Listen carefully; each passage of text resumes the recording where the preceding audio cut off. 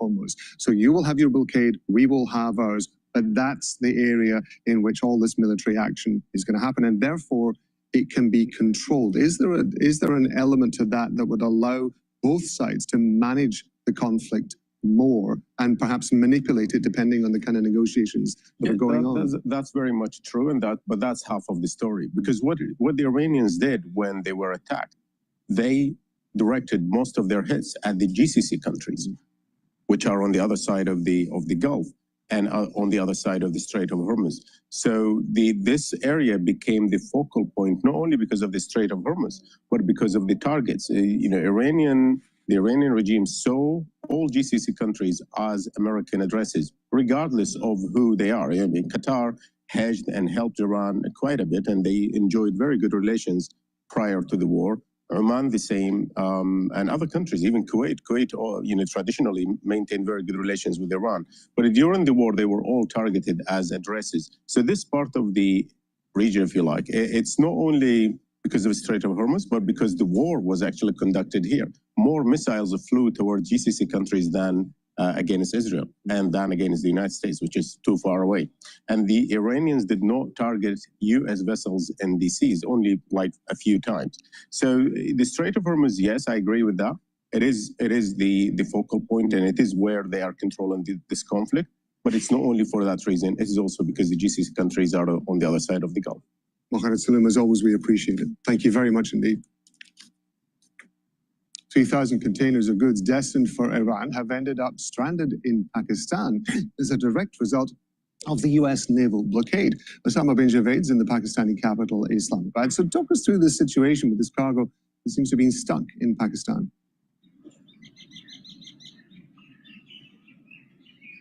Well, Rob, we've been speaking to industry analysts, and documents that have exclusively been shown to Al Jazeera now confirm that the Iranian Chamber of Commerce is seeking help to move these containers to Tehran. Essentially, this was cargo destined for Iran, and it landed in Pakistan as transshipment. They were expecting that a cargo ship will come from Iran and ferry this away from the Karachi ports, but it has not happened because of the blockade and the situation in the Strait of Hormuz. Now we're hearing that there might be a land route where trucks will carry this cargo to the border and they will be carried through to Iran. Iran is dependent a lot on these exports.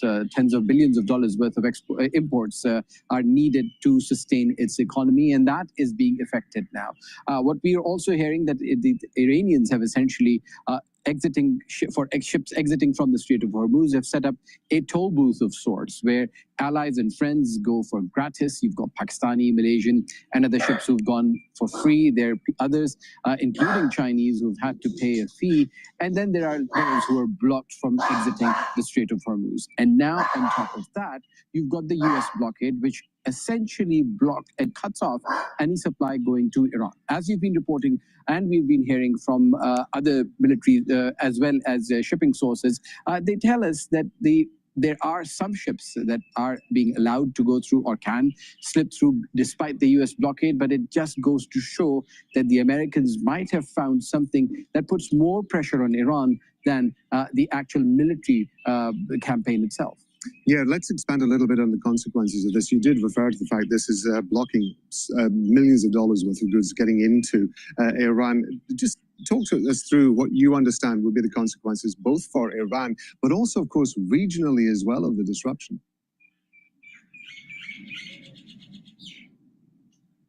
But despite the conflict, the Strait of Hormuz has been a lucrative area for Iran. It has been able to export billions of dollars worth of oil. And the ships that are passing through that its navy is allowing have been paying that multi-tier toll that I explained. We've been told by maritime experts that toll is about $1 a barrel. So if there is a ship that is carrying 200 million barrels worth of oil, it's going to pay about $2 million. So it's going to be a difficult adjustment for the Iranians to make because they are essentially now... Hello, this is DrPaulCottrell, and we are live streaming on Rumble and YouTube. We're also live streaming on my website, the-studio-reykjavik.com. You can see the telemetry on YouTube or my website, live updates of what's going on in the markets. Markets will be open in about 7 minutes. Right now, the futures for the S&P 500 are up about 48 points at 7,148, and the VIX is at 19 at the moment. Oil is trading at $91.12. Last night, the big news after the markets closed was Trump stating that there was going to be a ceasefire extension to indefinitely, which makes, from my perspective, it makes it seem as though he's weak with dealing with Iran. The Iranians weren't willing to come to the table in Pakistan. The flight for J.D. Vance was postponed, and all of a sudden Trump says that he's going to extend the ceasefire indefinitely. Last night, during I think it was the European session, the Iranians ended up hitting some tankers. We'll go into some details of that shortly here, but it seems as though the Iranians have the upper hand here. Seems like Trump is losing control of the situation. Why is he doing this? He should have hit Iran. He stated that the ceasefire was going to end. If they weren't going to come to the table, that he was going to hit something. Well, doesn't look like he's doing what he's saying to do. It seems like he's chickened out once again. This is the problem that Trump has. He's just about ready to do something the right way to do things, and then all of a sudden he pulls back. So he chickened out. It was Tuesday, Taco Tuesdays. So before we begin going over the news, please help support the work that I do by sharing the links, asking your social media to follow me. You can follow me on TikTok and GETTR, on Patreon, on Substack, YouTube, Brighteon, Bitchute, and Rumble. You can help support the work by sharing the links and asking your social media to follow me. You can also help by being a paid member to my Patreon channel or my Substack channel. You can also donate on my website, the-studio-reykjavik.com. All these videos are for free. If you help support the work, I'll be able to reach a larger audience to be able to tell them how to improve their health, especially post-2020 crisis, and how to improve their financial well-being. If you pay attention to what I've been saying, you'll be making money. All right? I'm very good at this. So you just pay attention to me and you'll be okay. Physically, with your wellness and your health, but also it will be able to navigate you through these tumultuous times in your finances. So with that, please go to my store, the-studio-reykjavik.com, and get the great products that I offer. Some of the great products that I offer are the C60. Now, C60 is a very strong antioxidant. It's very potent. Take a teaspoon a day every day. I've been doing this since 2016, so over 16 years. Not 16 years, over 10 years. I started in 2016, so taking C60. So over 10 years, I've been taking a teaspoon a day. All right? So what you do with C60 is by taking a teaspoon a day, you'll be able to soak up those free radicals. You want to take it on an empty stomach, preferably in the morning for best absorption.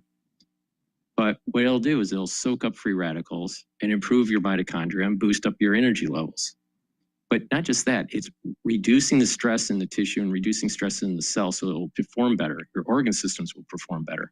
You're also bringing down inflammation by doing that. So what's happening is that your tissues are actually performing better. So your endocrine system and your immune system will be performing better. But by soaking up free radicals at the vascular level, you're also bringing down the concentrations of oxidized LDL. When you do that, you're reducing plaque formation.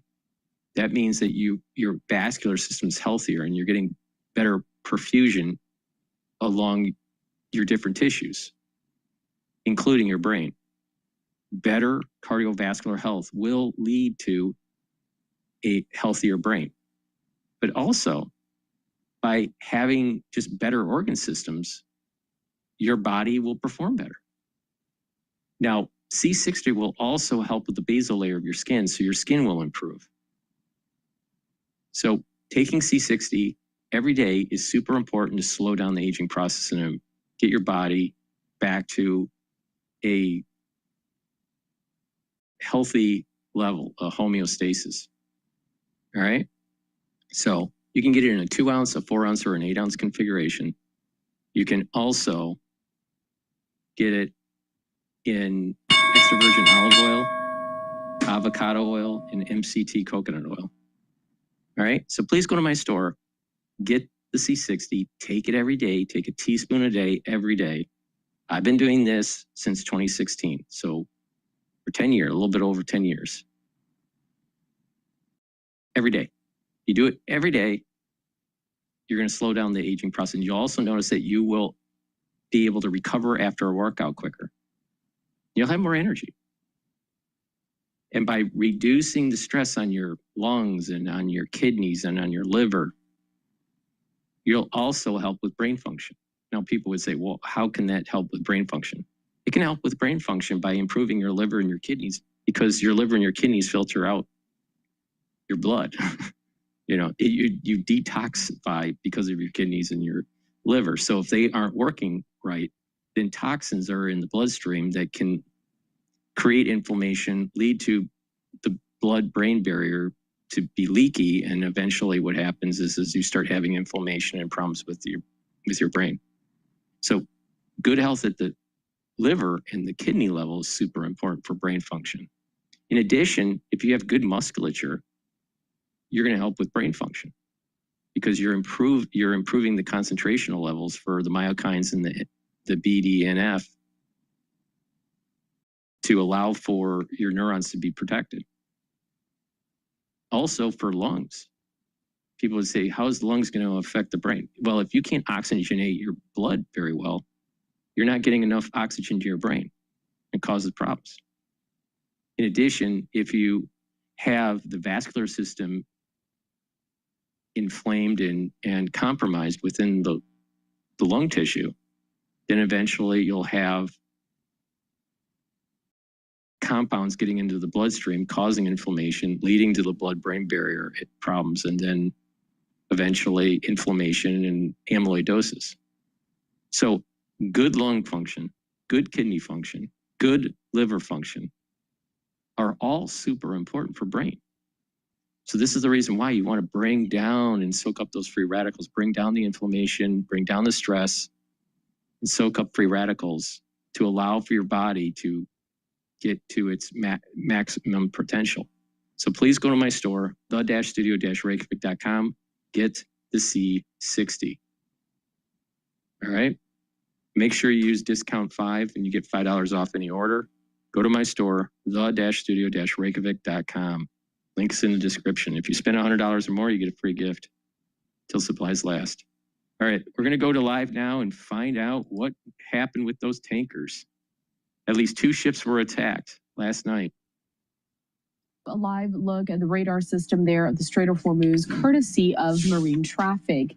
The Associated Press just coming down with this, that Iran's semi-official news agencies are now reporting that the paramilitary Revolutionary Guard has attacked a 3rd ship in the Strait of Hormuz, throwing into question efforts to end the war. Those news outlets all reported the attack by the Guard on a vessel called the Euphoria. They said the vessel had become, quote, stranded on the Iranian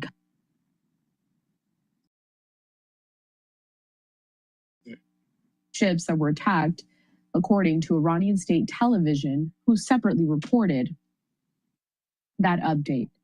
Also, U.S. forces have boarded an oil tanker previously sanctioned for smuggling Iranian crude oil in Asia, according to the Pentagon.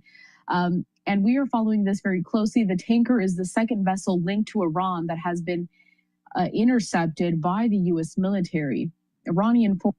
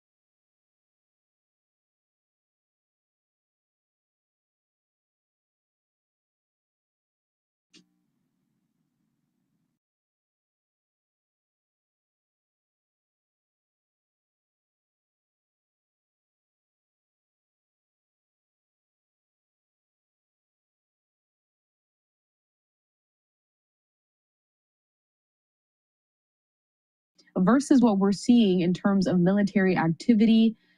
Are we still in an active conflict? Is that what it's considered right now?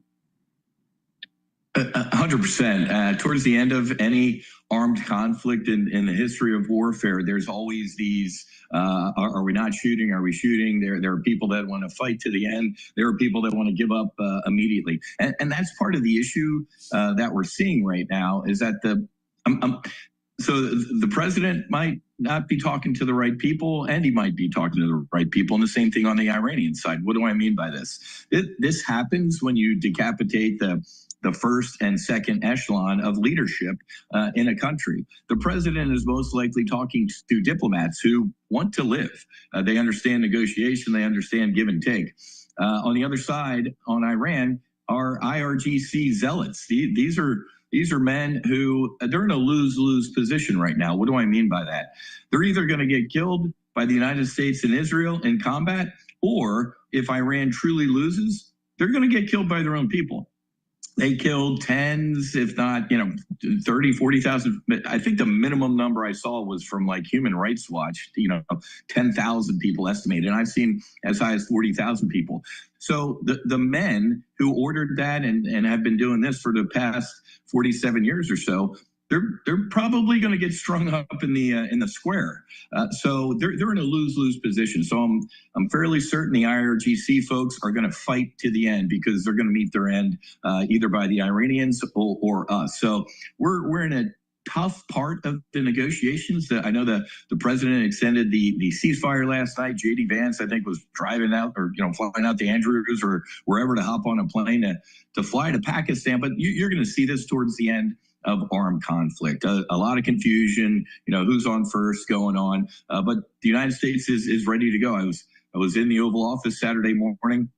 Talk about a split screen. So I was in the Oval Office with the president Saturday morning for his executive order signing on psychedelic assisted therapy in veterans. And then I texted my buddy, General Kane, Raisin Kane. He was underneath us. He was buried way beneath us in the White House Situation Room, focused on this. So the United States and Israel, but the United States has used this time to rearm, to rest, to do much needed maintenance on aircraft. And we're ready to go at a moment's notice. And you saw, the surface ships of the United States Navy do what they were designed to do, enforce a blockade, fire on a vessel, disabling their engine room. And then our United States Marine Corps fast roping out of helicopters and seizing, a tanker or two. So Easter weekend, the Combat Search and Rescue Forces of the United States military, that was their Super Bowl. Well, now it's the United States Navy Super Bowl with the blockades and stuff. So we are ready to go. And General Kane and Secretary Hegseth are waiting for the president to say, okay, let's go and finish this. And I pray here that hostilities finally cease and we find some peace. We are taking a look here at this graphic courtesy of Marine Traffic, a live look. Just for context to our viewers there, we do have the green dots on the screen. They're cargo ships. The red dots on the screen are tankers that are in that area. Wiz, as you know, we are asking our viewers to submit those questions, and we have one of the first ones coming in right now. So this one is courtesy of Kathy. She asks this: why can't the United States allow ships past the strait and keep the Iranian ships back? Well, I think that's actually where we are. The president did the reverse blockade about a week or so ago. Iran kind of shut it down, and the president said, well, you know what? No, we're going to shut it down, and we're only going to let people in or out that are friendly to us. We're going to stop or seize any ships that are sympathetic or supporting Iran. So I think that's currently what's going on. So I think we're in that point where the president's kind of easing up this blockade for friendlies. Because remember, our buddies in Europe and our buddies in NATO are starting to show up after, of course, major fighting is concluded. Like, hey, what can we do? The president of the United States, in his first term, it was a campaign slogan: drill, baby, drill. So the United States, as of years ago, is a net exporter of oil. As the president said a couple days ago, I saw on the ship radar, there was a conga line of about 120 tankers coming to Galveston, to New Orleans, to get oil from who? us. So the president wasn't, being funny a couple of weeks ago when he said, you know what, go get your own oil, Europe, or you can come buy it from us. So at the end of the day, there are countries and continents around this world that need the oil out of the Middle East a lot more than we do right now. So it's very interesting horse trading going on, but hopefully we're in the fourth quarter of this. This isn't the beginning. It's not over, but I'd say we're more or less in the fourth quarter. All right, for anyone that does want to continue to submit viewer questions, we have another one, Wiz, but a reminder that you can scan the QR code I'm about to put up on the screen or head to Live Now. I personally think that Trump is looking weak right now. He should have hit Iran right after the ceasefire term of 2 weeks was up. It's ridiculous him going back and forth. .com/connect. This next question, Wiz, putting it up here, it comes from Mike. He asks, do we really know if Iran has planted mines in the water? And if so, what is happening now to remove them? It's a great question, Mike, and I'm going to go the diplomatic route that we talked about a little while ago. I'm sure the diplomats most likely don't know. The military guys do know. So that's what's going on here is we have two separate arms of government here. We got the military and we got the diplomats. According to my sources, yes, there were some mines. I think, the most conservative estimate was about 5. Maybe the worst case scenario was about 10-ish. That's not a lot, but if you're a ship company owner, you don't want to send $1 billion, $2 billion tanker through this strait. I've sailed through the Strait of Hormuz on the Abraham Lincoln and the USS Kitty Hawk. It's kind of tight at its tightest point, about 20 so miles. So I think a couple got out there, but let's talk about the Super Bowl again. This is the Super Bowl for the United States Navy and Navy divers and Navy SEALs. I was again in the Oval Office Saturday morning with Marcus Luttrell, Morgan Luttrell, and Rob O'Neill. These SEALs, there are special SEAL teams that these guys will jump over the side of the boat with their scuba gear on and go find these mines and disarm them. I'm in the air conditioning at 30,000 feet. I have no interest in doing that, so God bless our Navy SEALs. But we have Navy divers. We have underwater demolition teams. We have littoral combat ships. We have the capability to go find these mines and destroy them. So it's not that many. And that was really the worst case scenario, wasn't it? Like, we're going to wake up one morning and they're going to have strung, hundreds of mines. They have thousands of them and completely across the strait. They didn't do that. So the fact that we're horse trading here about, oh man, there might be a couple mines, it is the best case scenario. And we're going to find these things and get rid of them. But let me finish with how I started. I don't think they even know. I think there were some renegade commanders who said, you know what? Because don't forget, last year, after Operation Midnight Hammer, they came up with what is called the Mosaic Plan. The command in Iran said, hey, if we're taken out, if they decapitate us, the 31 provinces in Iran, all the military commanders, you're cleared hot. You're allowed to just attack in any direction and create havoc. So I think that's what happened is there was some enterprising naval commanders who said, all right, well, I guess it's time to shine. We're going to go throw some mines out here. But after seeing their buddies getting blown up in big Iranian mine-laying ships or even small fast boats that can carry 3 to 4 mines after they were destroyed, I don't think there's too many brave Iranian sailors who want to do this. So I think we're going to clear these out if there are any even left at all in the strait. All right. Wiz, our next All question. right. So we're going to go to some other clips. But before we do, the market is open and the S&P 500 is trading at 7,112. I have a target of 7,400 or 7,800 for year end for the S&P 500. 19 is the VIX. It's important to realize that VIX index is relatively stable with this whole issue with the Strait of Hormuz and the hitting of the 2 tankers last night. Now, there's going to be a resistance level for the S&P 500 at 7,250. There's a support level at 7,000, and the next support level after 7,000 is going to be 6,600, just in case something happens in the strait.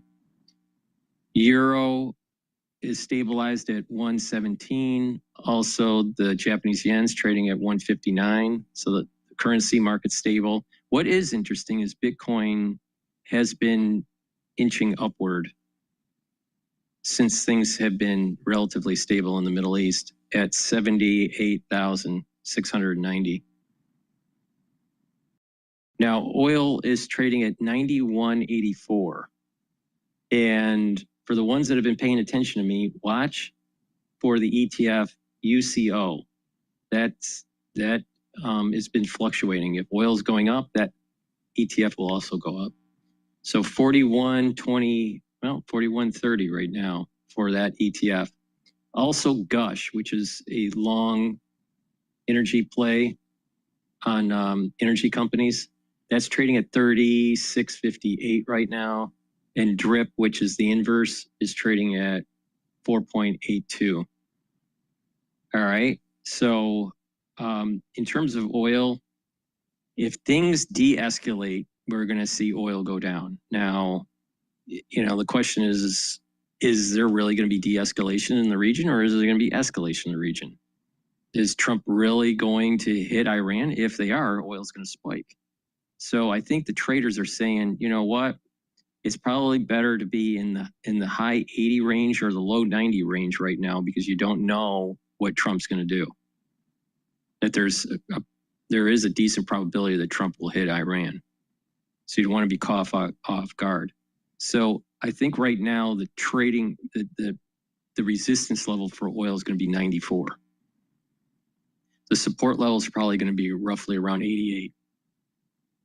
So I think there's going to be a trading range here between 88 and 94. Now, if things really escalate in the region, then you're looking at breaking 94 and approaching 100 for the WTI. All right, so that's the market update. Please go to my store, the-studio-reykjavik.com, and get the Myotrol. Myotrol is a supplement that you should be taking that will help to build muscle, maintain muscle. When you get older, once you hit about 40 years of age, male or female, it's harder to build muscle. The reason being is that you methylate genes, and when you're methylating genes, it's harder to express them. Sometimes certain genes completely turn off. It's called aging. So you can affect your epigenetics based on lifestyle changes and supplementation. And that's the whole point of anti-aging and longevity. You can control your epigenetics. If you can slow down the methylation or reverse it, you are going to have more youthful gene expression. So with Myotrol, with the polyphenols, the flavonoids, and the lignans, what will happen is that you can express your genes for muscle creation. So you have to stimulate your body by doing the resistance training, take the Myotrol, and what will happen is that you'll have gene expression to build muscle and to maintain it. So your atrophy will decline. You'll be able to reverse the atrophy and build muscle. That's really important. Not just to have musculature, but when you have more muscles in your leg, you're going to actually improve your cardiovascular health because you have better venous return flow to your heart.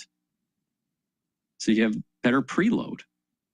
And addition, with improving your musculature, you're helping with your brain function because when you have musculature, you're building up chemicals that are called myokines. And myokines are neuroprotective. And you're also increasing BDNF, which is super important for neuroprotection. So having musculature actually improves your brain function. Plus, you're getting better return flow to your heart, especially when you improve your calf muscles. So please go to my store, the-studio-reykjavik.com, get the Myotrol. Also do your back exercises, super important. Better back posture will help with your immune system. Why? Dr. Paul Cottrell, that doesn't make any sense. Doing back muscles, how can that improve your immune system? I'll tell you why. If you have poor posture, you're going to have problems with your lymphatic flow. When you're leaning over, when you're older, you don't have as good of a lymphatic flow. In addition, if you have better back posture and more musculature for your back, you're also improving the density of your vertebrae.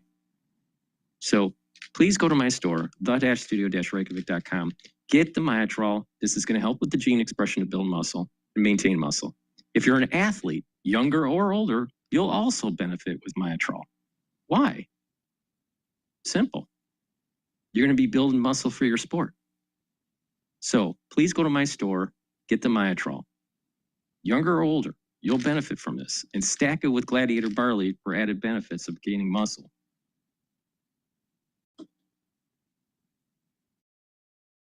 And lastly, vitamin B complex. If you're 40 years of age or older, male or female, your metabolism isn't as good as it used to be. And that's why people are getting fat. But if you rev up your metabolism and control your diet and eat proper food, you'll actually get healthy. With vitamin B complex, what it'll do is the first 4 B vitamins works with your mitochondria to build ATP. So you have lots of ATP. When you get older, your ATP starts to decline. Why? Because your mitochondria isn't healthy. But if you improve the mitochondria by taking the proper supplementation, what will happen is your energy levels at the tissue level and within the cell will increase. And therefore your organ systems will work better. And when you do that, you're actually reversing aging because you're actually improving the health of your mitochondria. So vitamin B complex, the first 4 B vitamins, helps to boost up that ATP. Other vitamins within this complex will help to rev up the cellular metabolism so you're not fat, all right? And so your cells work properly and your tissues work properly. And vitamin B complex helps to protect your neurons through vitamin B12. Super important. So if you want to get healthy, better start paying attention to me because my protocol works. I am the most comprehensive person to tell you on what to do on how to slow down the aging process. There's nobody out there that's more comprehensive with an affordability price target. You know, there's this guy named Brian Johnson. He's the tech bro that's a billionaire that, you know, is spending $2 million trying to reverse aging. And he's doing all these things that are actually making him age faster, not slower. It's stupid. And not only that, the average person doesn't have $2 million to spend. If you pay attention to me, I will tell you how to improve your health and slow down the aging process with an affordability that the average person can do. All right. And it works. I do it. And, you know, it does slow down the aging process. Now, it's important to understand that the body and the tissues within the body age at different rates. So you have your chronological age, but you also have an age for your heart or an age for your brain or an age for your liver, age for your musculature. Sometimes you may be younger for a certain organ system compared to your chronological age. And sometimes you may be a lot older. Some people could be 30 years old and have a 50-year-old heart. Or they could be 30 years old and they have a 20-year-old liver. And this is the reason why that if you're a little bit more holistic about it and you're targeting the major components of aging, energy levels, soaking up free radicals, bringing down inflammation, you're helping all these organ systems. And you're going to be able to slow down the epigenetics of aging and you'll have more youthful gene expression. But it's also a holistic approach. And that is proper diet, proper exercise, more resistance training than cardio. If you're just doing cardio, you're doing it wrong. If you're doing just resistance training, you're doing it wrong. If you're only doing yoga, you're doing it wrong. If you're only stretching, you're doing it wrong. You need about a 65-35 split, heavy on cardio. Or heavy on resistance training, all right? Why? Because you want to build more muscle. You need more muscle. Cardio isn't going to do it for you. So 65-35 split, make sure you do balancing and stretching exercises. When you do that, then you're actually, you're accelerating the process of slowing down the aging, all right? You're giving it more power, more force to slowing down the aging process. Okay. But it's also proper diet. Make sure you filter your water. Make sure you're eating fruits and vegetables.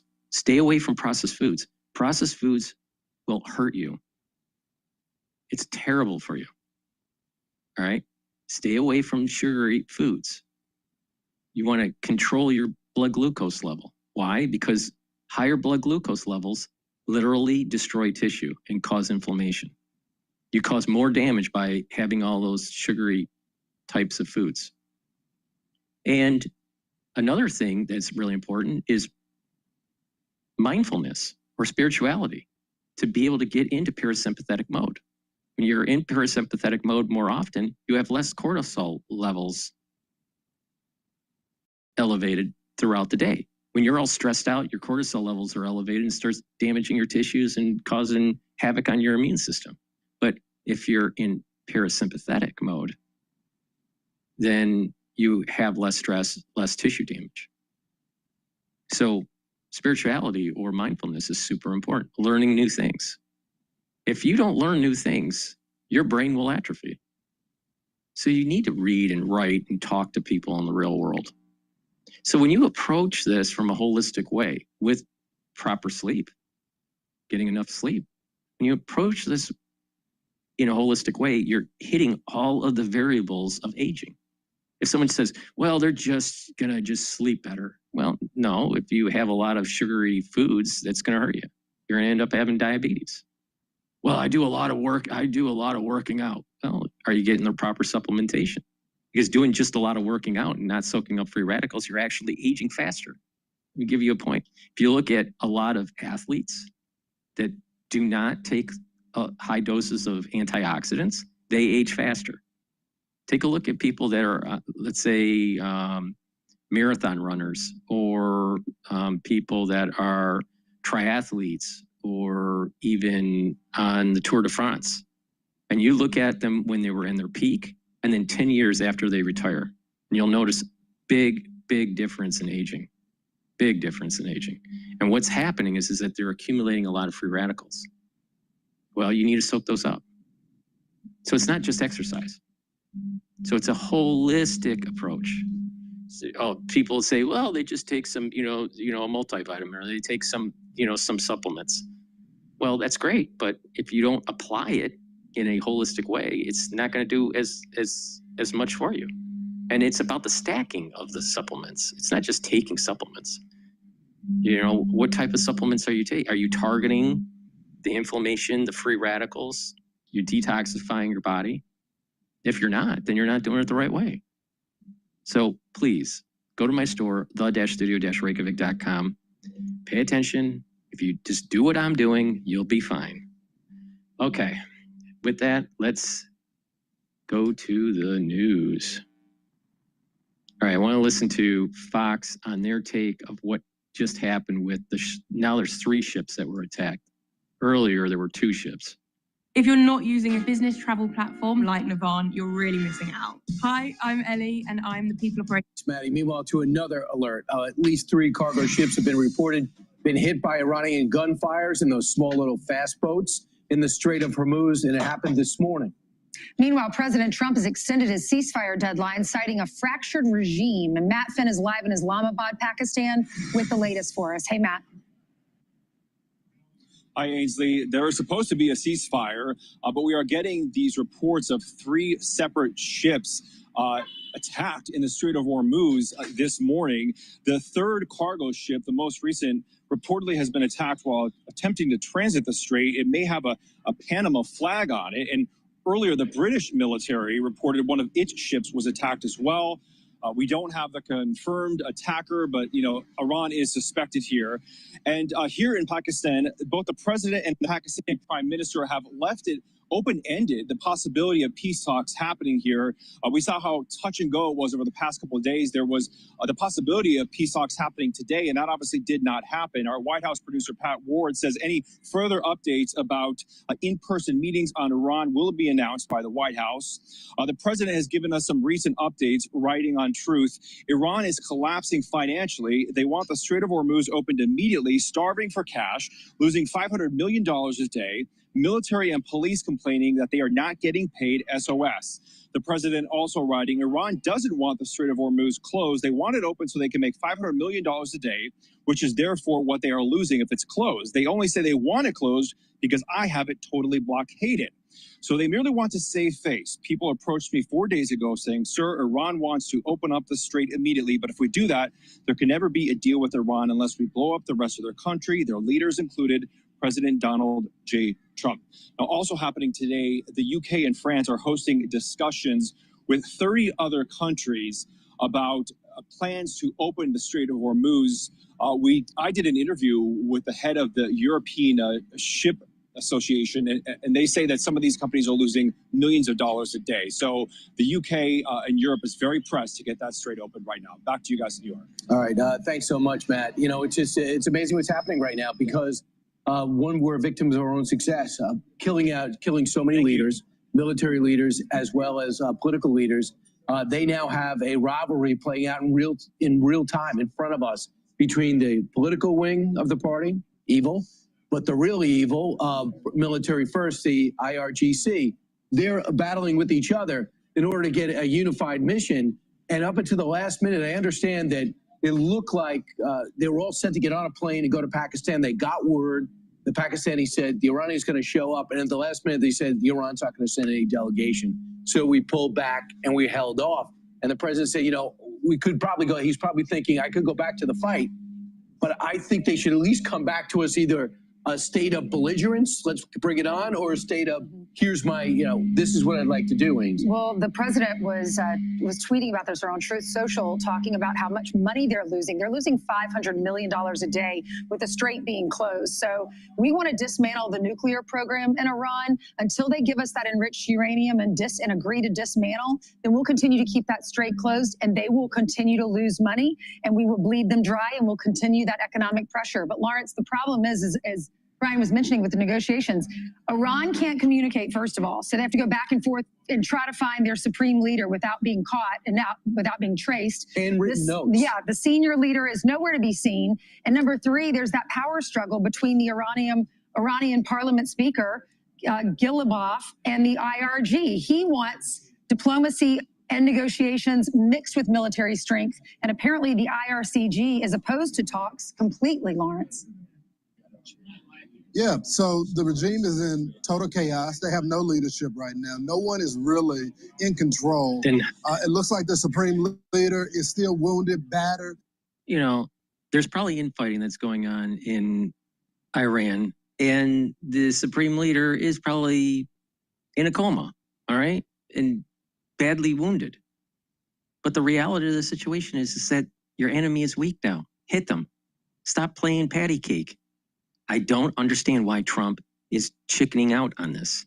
He needs to hit Iran. I don't get it. I don't get it. You know, Trump's afraid. And once he was afraid to really be, you know, forceful with the tariffs. He's afraid of doing this. You know, he chickens out all the time. And it's always on Tuesday.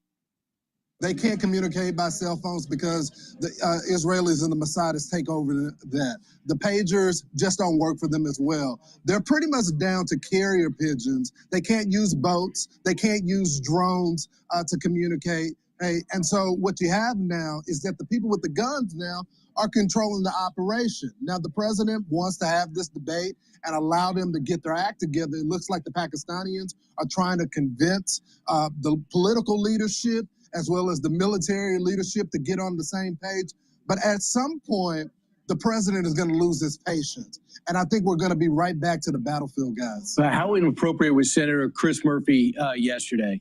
First off, you know about his comments in Barcelona when he went off the map, addressing a bunch of socialists, ripping our country, saying we're run by a dictator. Governor Waltz, even more embarrassing, really to himself, he just doesn't realize it, ripping our country, saying the most horrific things, saying our president basically has lost his mind, judging by the guy that he was trumpeting, Joe Biden. He was the biggest defender of Joe Biden. This guy goes to Barcelona and rips our president.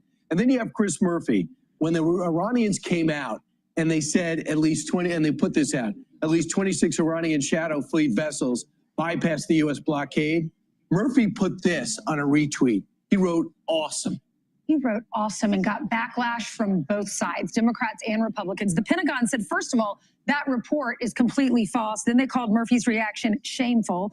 Senator John Cornyn and the libs of TikToks, they accused Murphy of being a traitor and for rooting for Iran. And that's what we've heard from the Secretary of War, Pete Hegseth. He keeps saying, whose side are you on? As Americans, you shouldn't be rooting for Iran. You should be rooting for our country, even if you didn't vote for the president. But then, Lawrence, what did he do? How did he try to fix this yesterday? Yeah, so after all the pushback, because many Americans are outraged, many people in the military are outraged, and reporters are asking him, what did you mean by this? And he said that it was all sarcasm. Here he is.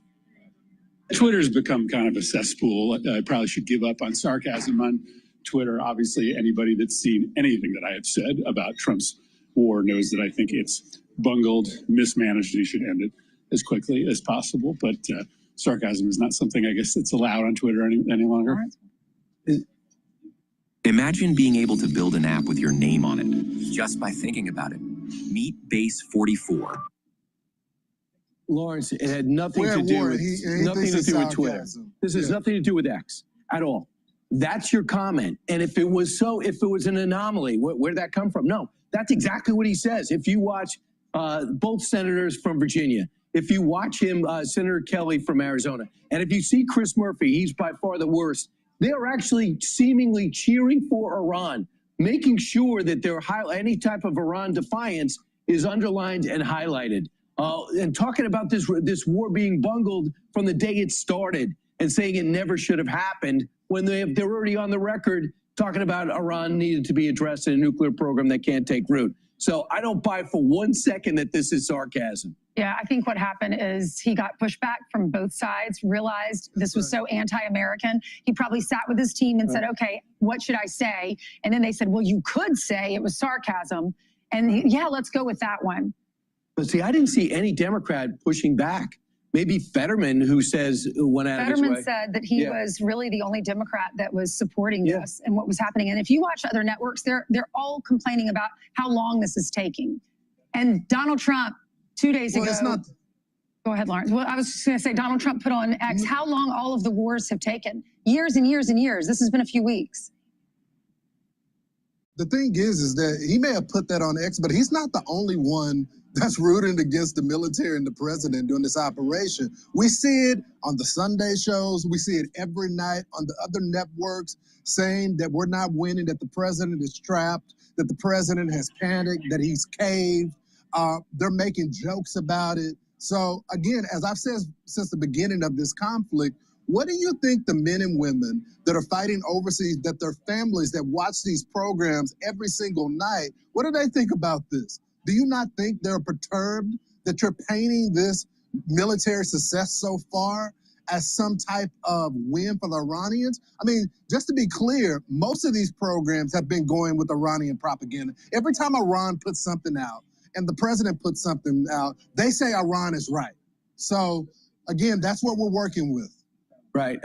We got to just find a way to neutralize that mosquito navy that Iran has. And at the same time, they want us to end the blockade.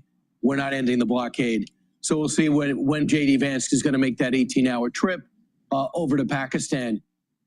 Be sure to like and subscribe for all the Fox News latest on YouTube and catch full shows. All righty.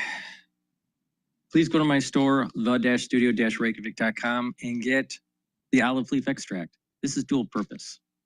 What it does is it helps to improve the immune system and your cardiovascular system. It's important to take supplements that are dual purpose so you save money. Now, it'll bring down inflammation and also help to control your lipid profile by helping to bring down LDL levels and help to improve your HDL levels. That's important because when you do that, you're reducing the concentration of oxidized LDL in your bloodstream, and that means that you're reducing the chance of plaque formation. So please go to my store, take the olive leaf extract, boost up your immune system and your cardiovascular system. A lot of people in the United States have cardiovascular disease. And guess what? Most of it is preventable. and reversible. Please go to my store, the-studio-reykjavik.com, and get the resveratrol. Resveratrol helps with youthful gene expression, helps to get rid of cells that are in senescence. It also helps to boost up the health of your mitochondria. And we talked about already how important that is. By improving the health of your mitochondria, you're going to have more ATP. Resveratrol soaks up free radicals, so you're going to have less stress in your tissues. And resveratrol is great for your basal layer for your skin. This is part of the reason why taking resveratrol actually makes you look younger. It stacks really well with C60 to help with that basal layer health of your skin. So please go to my store, get the resveratrol and the C60, stack them together, and slow down the aging process. And lastly, pancreatic health, super important. Guess what? When you get older, your pancreas doesn't work as well. I don't care how healthy you are. You can be super healthy. I'm willing to bet your pancreas doesn't work as well as it was younger. Digestive enzyme complex helps to break up carbohydrates, proteins, and lipids. So the stress on your pancreas is less. So you're going to give your pancreas time to rest, to heal. And by doing that, you're giving your pancreas a longer life expectancy. Okay? So digestive enzyme complex will help to break up those proteins, carbohydrates, and lipids, allow you to absorb your nutrients, less stress on your digestive system. Also, digestive enzyme complex has bromelain, and bromelain is important for breaking up clots. Also, digestive enzyme complex has proteolytic enzymes to break up glycoproteins, which is super important during the cold season. This is why I keep on saying, oh, you should be taking digestive enzyme complex for the health of your pancreas, but also during certain times of the year, like the cold season. Just pay attention to me and you'll be fine. Please go to my store, the-studio-reykjavik.com. If you spend $100 or more, you get a free gift till supplies last. If you use discount 5 on any order, you get $5 off. I want you to save some money. Why? Because prices are higher. We have poor mismanagement of the Federal Reserve. We have higher energy prices. People's costs for goods and services are higher. It's called inflation. I want to help you. But if you also pay attention to how to trade the market, you'll be able to make money to offset those higher costs. So don't be a victim. Don't be for people that say, oh, inflation, inflation, inflation. Don't be a victim. You can make money on the situation and offset those added costs that you have. So please go to my store, the-studio-reykjavik.com. The S&P 500 is now trading at 7,120. It's ticking up a little bit. VIX is pretty stable at 19, and oil is trading at $91.60.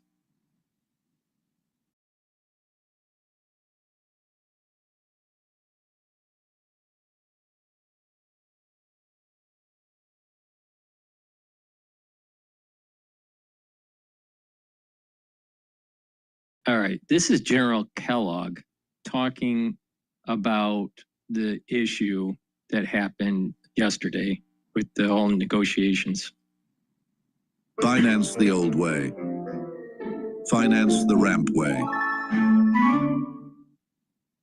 What would you tell a man who can scroll for hours but can't work for 10 minutes and hates himself for it every night? Russia, Lieutenant General Keith Kellogg is with us. So I got confirmation that the Pakistanis tried to explain in detail, almost begging the president, please give our peace opportunity a little more time. They don't have the ability to communicate with each other. For example, you might have the head of the IRGC in one place. You might have the people that are negotiating in another place. It's not like they can pick up a cell phone, General, and the president. Too bad. Kill the enemy.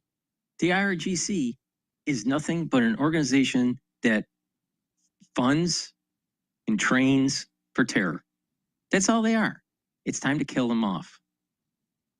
Instead, let them reconstitute and get their act together? No, no. You know, but of course, you know, there's going to be people out there. Well, you know, we can't have a war all the time, and this is just kicking the can down the road. And just imagine if Trump's not in office. Do you really think that we're going to have a president that's willing to get to this level? Of course not. J.D. Vance won't. J.D. Vance didn't even want to do this operation. Why? Because it's political expediency. So are we going to see a president from the Democratic Party willing to deal with Iran? No. So we're going to kick the can down the road and have it worse off for the United States, where it costs more money, more collateral damage? Why don't you just get the job done now? It would have been better if we got the job done during Reagan's administration. He was afraid.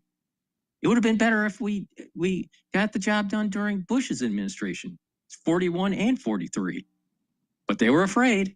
It would have been better if Clinton got the job done. They were afraid.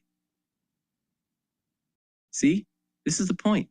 We have presidents that are weak in dealing with this theocratic regime in Iran. Rightly pointing out, it's costing them $500 million a day. At some point, it is their entire economy. They can't survive much longer, regardless of who may think that they're in charge. So, again, it's the hard way or the easy way, is it not? Yeah, Sean, thanks for having me tonight. Look, I would just say let's not negotiate anymore. Let's just walk away. Let's finish the job. And when you think about their fractured command and control, Vahedi's in charge of the IRGC. Under the Mosaic Doctrine, they've broken that down to 31 IRGC headquarters. And they've thought about fighting the United States. So my point to them being fractured in their leadership, which it is because of President Trump and what he has done, is I'd say let's create more problems for them and try to figure this out. That's why I keep going back to take something like Karg Island or seize the islands in the Strait of Hormuz with the Tripoli and Boxer ARGs that you've got there. And you've got elements of the 82nd Theater. They can take Karg Island. And all of a sudden now you're creating and compounding the problem for them to try to solve. And I don't think they can solve it because they don't have the leadership left that can figure this out. And you now control it. You could put a provisional government if you want to on Karg Island and try to figure it out as well. But this is the whole way of trying to give them problems that they can solve.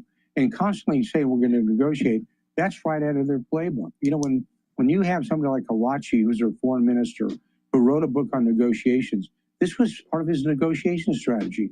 He called it the market strategy. It's like being in a bazaar, trying to buy a rug, bartering back and forth. I would say, done, we're done. The president gave them ample opportunity. It was very gracious in an attempt to talk the way through it. Now let's just finish it out. And I think we can finish it out. We can strangle them economically.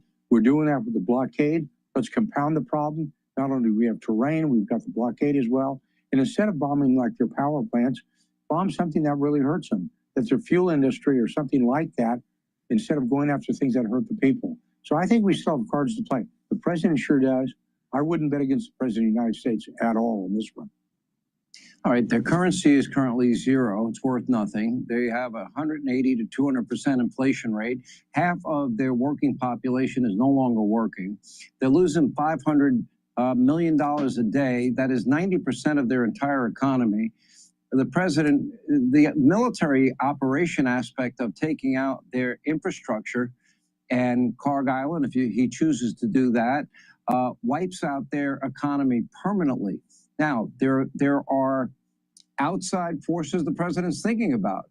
He's been asked by the Pakistanis, we cannot get a hold of both sides inside of Iran for them to come up with their agreement. Can you give us a little more time? I don't think the president loses anything by giving them a little more time. They're still losing their economy in the process. The blockade has been 100% effective. So, and then I think in the back of the president's mind is like he knows that there's 90 million people that will be impacted by a very easy military decision, which is to wipe out this place. Yeah, you know, Sean, the problem, you know, one of the principles of war, that are principles of war, is simplicity. You want to make it as simple as you can, but you want to make it complicated for the other side.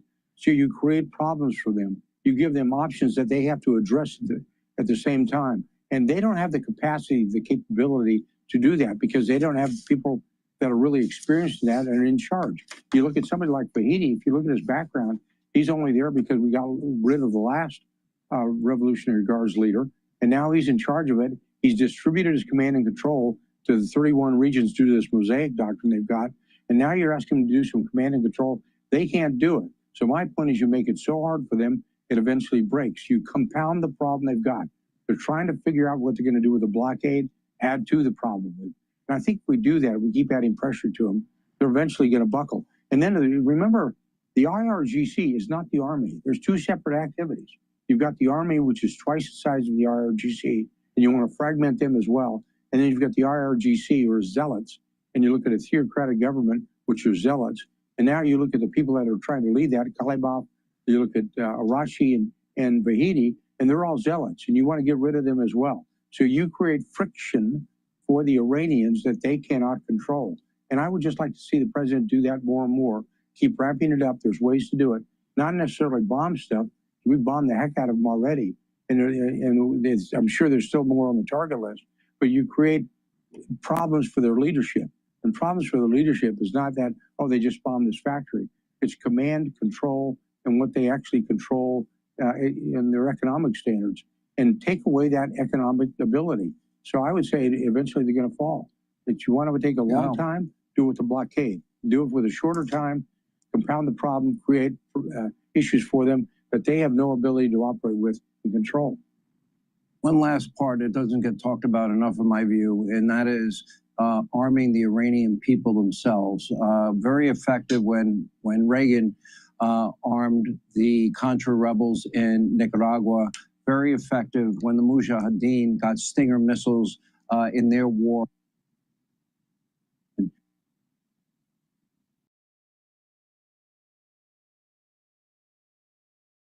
I think it's a good idea, but I'm on the hard side when I say using military force in the sense, use the agency's group that does that, their special operations group, or you use special forces to do it. Go in with weapons. You just don't give them weapons to use. You actually have advisors with them to help them train that, and you create a guerrilla warfare. I think they're ready for that. They'll be able to do that, but you compound the problems they've got to try to solve, and that's what you want to do. You got to break their will. You got to break their command and control, and I think eventually they're going to fold. Economically, especially, the president has it right. He had the guts to do it. All right, $500 million a day. That's a lot of money to lose in revenue. Please go to my store, the-studio-reykjavik.com, and get the structural nano silver soap that I have in stock in peppermint. Get a few bars for your household. Please help support the work that I do by getting the great products on my store. And with this structural nano silver soap, you're going to be able to improve your skin and your pores, and it helps to neutralize because it has the structural nano silver. Very high quality soap that you should be using every day. Please go to my store, the-studio-reykjavik.com. The link is in the description. Now, I want to talk about really quickly here, collagen. This is a new product that I have on my store that will help to improve your joint health, either because you have osteoarthritis or a sports injury. You can rebuild the joint by taking the collagen. Now, collagen, what this will do is help to utilize collagen 2 and glucosamine to be able to rebuild the cartilage. It'll also help to utilize ACAN and chondroitin to cushion the joint. In addition, collagen will help to block the enzyme EP4 and reduce inflammation. Also, it helps to block MMP3 and MMP13, which are enzymes that erode the joint. So if you block those, if you inhibit those, then you're stopping the erosion and you're allowing your joint to be able to be remodeled. This is a very powerful product. Please go to my store and get the collagen. You can stack it with the collagen that I'll be talking about later in the show.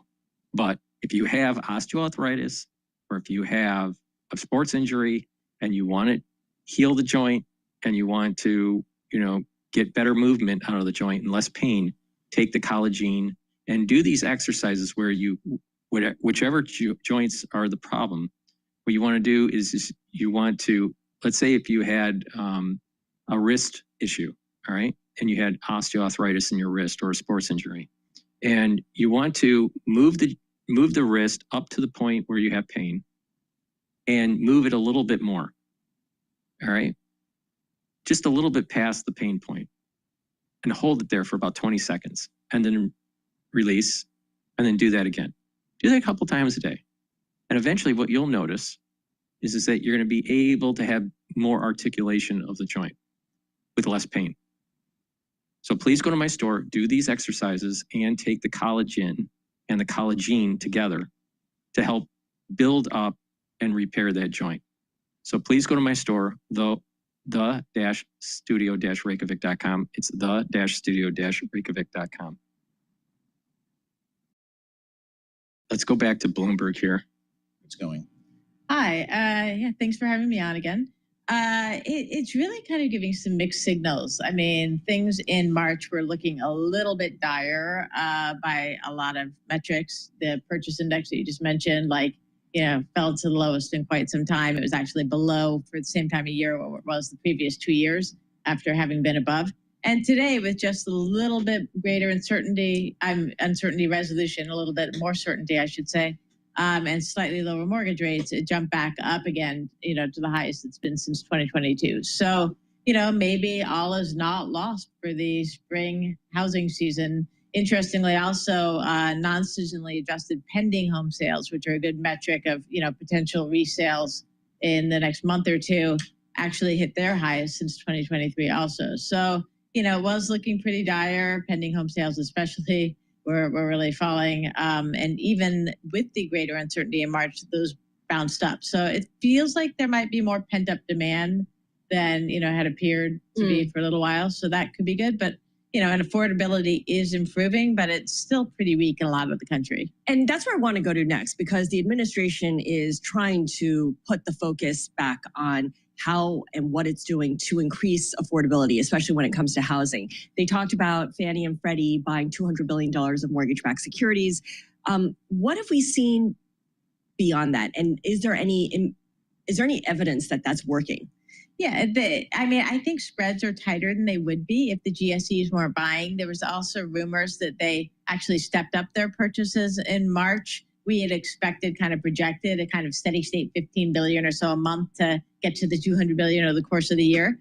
But there were rumors that they might have added a little bit more in March as spreads widened. So that would show that what they're doing is kind of probably working a little bit, but we won't actually get the data on that for another few days. So that'll be something to keep an eye on to see, that'll give us a better sense of, are they really the backstop bid for how high mortgage rates can go, how wide mortgage spreads can be in times of stress like we saw in March. So I'm looking at the INGO function on the Bloomberg terminal, the Bloomberg Index browser. I'm looking at the U.S. mortgage-backed security total return year to date, plus 0.9%. That's pretty good relative to the rest of fixed income.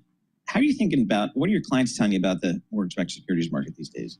There's been a bit of volatility in those returns. We actually got back to negative year to date in March. But it just feels like there's a decent amount of demand kind of behind the curtains. We did see we've seen a lot of great fund flows, but for a short time there, they went negative even in the ETF space. That might have been tax related too. It's hard to tell. Kind of happens in April.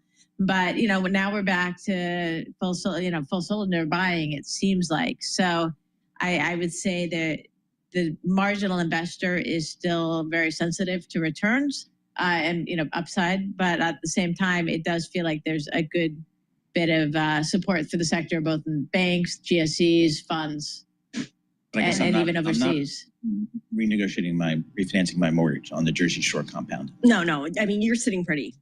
You're not looking to do that anytime soon. Erica, thank you so much. Erica Edelberg is our chief mortgage-backed securities strategist here, talking us through the housing market and mortgage-backed securities. You look at the broader market overall, and it very much feels like this indefinite ceasefire has allowed investors to really refocus on earnings and the outlook for AI and growth prospects in the economy, as opposed to the headline-driven geopolitical news flow. So let's bring in Sarah Hunt, founding partner and chief market strategist at Alpine Saxon Woods, to give us her take on what she sees. The corporate profits that we've seen so far pretty good, but we are seeing also certain sectors like airlines really get hit hard by the rising oil prices and not being able to forecast out what things would look like. Is that a taste of what's to come, or are the bank's results and things that we're hearing from companies saying that everything is all guns blazing straight ahead is more kind of the assumption that investors are going with? I think right now, from an investor standpoint, they're definitely thinking that we're getting all the good news and we're not getting any of the bad news, right? So I think that it's going to be sector by sector. I think that the longer this goes on, we've been saying all along, whatever's happening tactically in discussions and everything else, you need to see traffic get through the strait. Traffic is not getting through the strait. That is what's going to alleviate energy price issues and jet fuel shortages and all of these things that we're talking about right now. If those continue to get further, I think people will start to look at that earnings picture. Right now, they're assuming that we can fix this problem because it's a logistics problem. It's not actually a supply problem. But the longer the logistics get kinked up, the harder that is to solve. So I think that right now we're in a happy place that investors seem to have, but I'm concerned about seeing traffic get through that strait. Another red headline crossing the Bloomberg terminal. Why not? Trump administration nears $500 million rescue deal for Spirit Airlines. That's according to the Wall Street Journal. I guess we'll see how that plays out there, but that's a good news for. So does the government end up becoming a shareholder of Spirit in the same way that it was in companies during the financial crisis? Yeah, we'll see. There's lots of creative ways this administration can do that, so we'll see how that plays out. Sarah, talk to us about stocks, bonds, alternatives here. How are you leaning these days? Where do you think the best value is out there? Well, I think you did see a period of time where the concerns about CapEx, and we're going to see how earnings come out this week too. This is going to be really important. I think that if there's any wobble or if there's any concern by investors that you're not going to see returns on some of this massive CapEx that the technology firms are spending or anything else, then I think that you have some potential for downside volatility. If the earnings look pretty good and the spend looks pretty good, again, we're not yet at the point where the impact of higher energy prices are flowing through earnings because we're still behind a little bit that jump in energy prices. So for the tech sector, it's not as much of an issue. For airline consumer sectors, it absolutely is because that lower cohort of spending is going to have a much harder time when you have higher gas prices. Having said that, retail sales are really great. And so then you think that, okay, people are looking through this. UMISH numbers are terrible. Retail sales are great. Who are you going to believe? I think you have to believe the hard data and not the soft data. So we'll see how that plays out. If you think about retail sales, again, because I do think about the sentiment data, but what we're all being told about this K-shaped economy is becoming even more pronounced. The upper part of the K has even more buying power. We just need them to keep spending. And they have been. Right. I guess is the point. They have been until, I don't know, something happens. Stock market decline is my call. So you got to keep the stock market buoyant if you're looking for retail sales and spending to continue. You mentioned that when it comes to big tech, a lot's going to depend on CapEx and whether that looks okay. How do we know what looks okay? I think it's what investors are okay with them spending. When I say looks okay, it's to the investor class, right? Because you had this massive move in CapEx and it was lauded by everybody. People bid up the shares. They were like, great, you're spending more. That's fantastic. You're going to win this race. And then all of a sudden CapEx became sort of like a dirty word. Like, wait, you have to borrow money to do this? Oh no, we don't want to see that. We want to see you just using your cash flow. You're also becoming a more investment heavy as opposed to, a investment light company. So I think that how that plays out, and do we start to see returns, and when do we start to see them, and what do they look like? And I think all of that is intertwined. And as long as there is some ability for those companies to say, yes, we're spending the money, but we see that we're going to get this return, and people are okay with that, it's really, it's about the reaction function and not so much about the level, I think, going forward. So, Sarah, so that kind of goes, I'm not sure where we are with the AI story now, because I thought I had it going, and then this war came along, then I kind of lost my train of thought on AI. Is the market really trying to discern winners and losers here? That's kind of tough to do. Like, I don't think some of these big software companies are really going to lose business to AI, but that's kind of what the market was saying earlier this year. Well, the market was definitely down on software. There does tend to be a sort of rotation into sectors where all of a sudden AI is going to eat their lunch and it's going to be terrible. And then I think there's a realization that there's probably going to be more of an and than an or, that some of those companies are going to survive. The question is the growth that they were putting up, the cash flow that they were putting up on the software side, can you maintain that even in the face of some of this, the discussion we're having on Anthropic right now? Go in and look at all my code and try to fix it.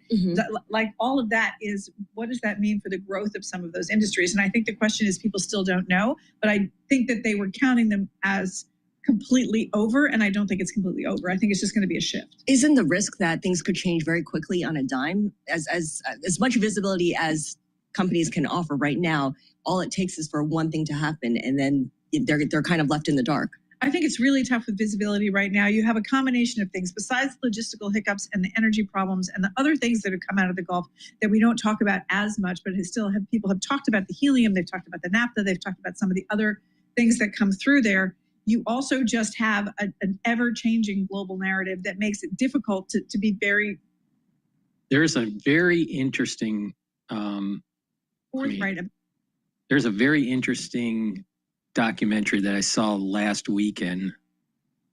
If I can dig it up, maybe I'll play it. But it's about the perception of the hyperscalers and them building their facilities, their server facilities. That a lot of what they're saying they're building is in the planning phase and not actually breaking ground. And a lot of the consumption of these chips by NVIDIA is really just being consumed by these hyperscalers and they're putting them in inventory. They're not actually implementing them yet. And so the problem comes in is that, well, the longer you have them in stock, all right, even though you haven't built your server farm yet, you will have new chips that are developed by these companies like NVIDIA with more capability. So the chips that you have in stock will actually be subpar. They'll have less performance. So there's this almost like there's going to be a reckoning that happens with NVIDIA in its stock price.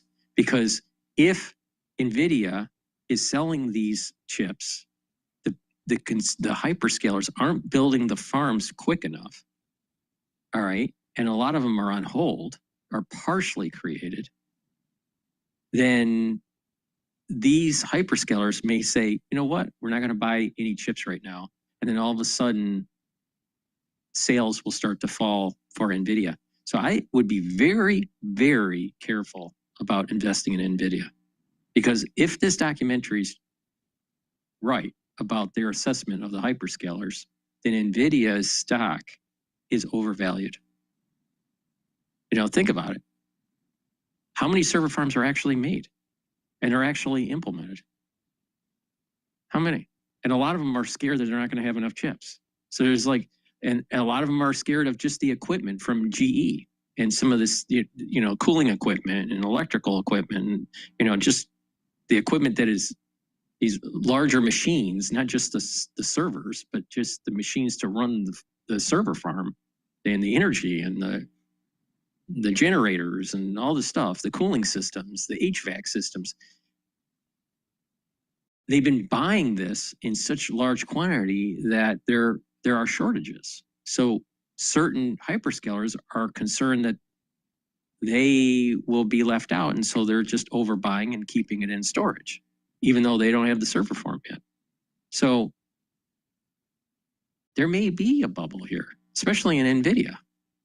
And if people start to pay attention and the word is more known that the server farms are somewhat slow to actually be created, and that they're not building out as fast as we thought they were, then perhaps Oracle and some of these other companies,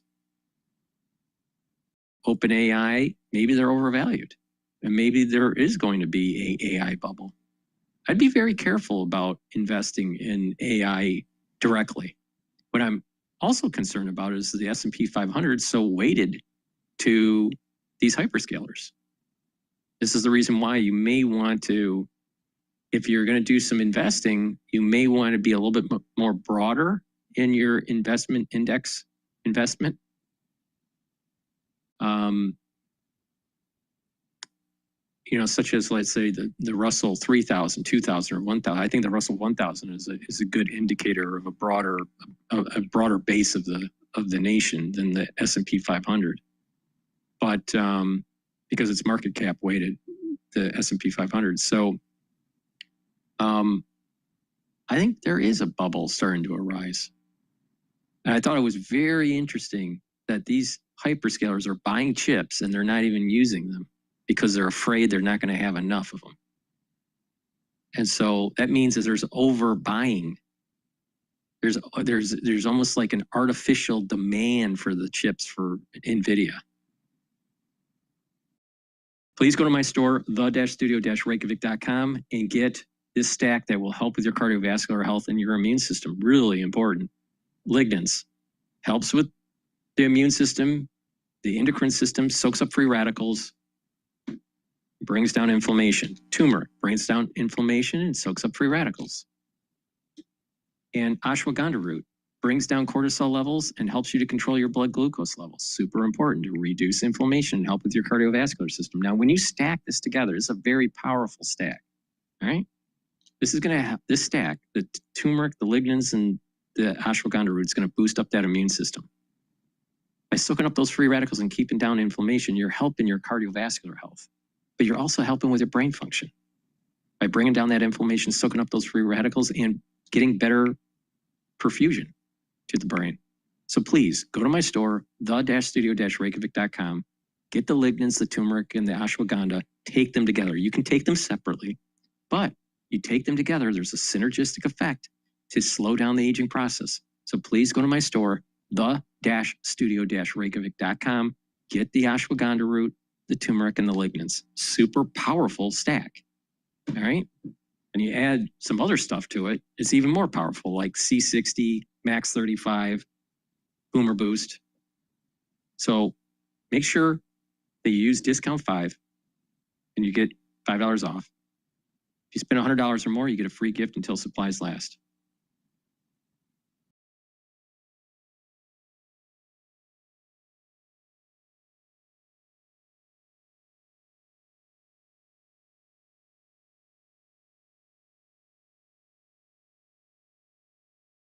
All righty, let's see here. You want to listen to Cash Jordan? California collapses. And see what's happening in California. Can I ask you a question? Sure thing. How much do you spend on groceries per week? Like $150, $200. 200 probably, 150. At least 175. Enough's enough. For 33 years, Adam Stauber has owned this building on Montague Street, a street that he says for the past 2 or so years has been overrun by broken down RVs. So, homelessness in California, while that's nothing new over the last couple of months, things are getting worse, with businesses and locals unable to live normal lives as they are surrounded by ever-expanding RV encampments. And while California's leaders attempt to blame President Trump for their self-induced unaffordability, the state itself is undergoing a mass exodus that could cause it to collapse. The Skid Row of the Valley, furniture, satellite dishes, and trash of all sorts now block the sidewalks. The exodus continues. We've got shocking new figures showing Los Angeles losing tens of thousands of residents, one of the biggest population drops in the nation. Experts pointing to soaring costs, shrinking opportunity, and policy failures driving people out. We are like scared all the time. She's concerned about retaliation for speaking out about the RV encampment along her street in Pacoima. She says over the past 2 years, while the RVs have grown in number, their quality of life has gone down. Other vehicles pull up like clockwork. 25 masked thieves swarm in. The entire heist takes just 70 seconds. The bad guys are in and out with $1.7 million worth of jewelry. This state's unaffordable. We have the highest gas prices in the United States of America. We have the highest utility costs in the continental United States and the highest home prices. It happened under our watch.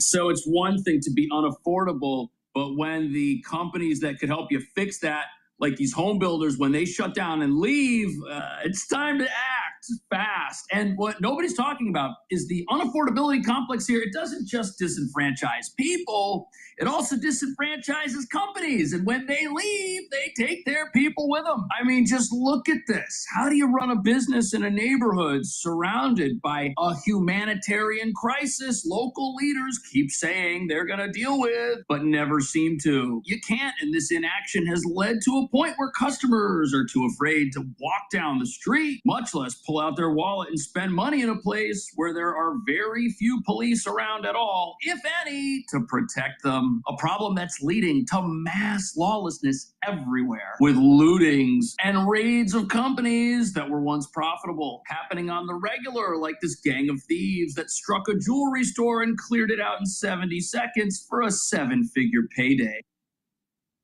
70 seconds for $1.7 million stealing from a jewelry store.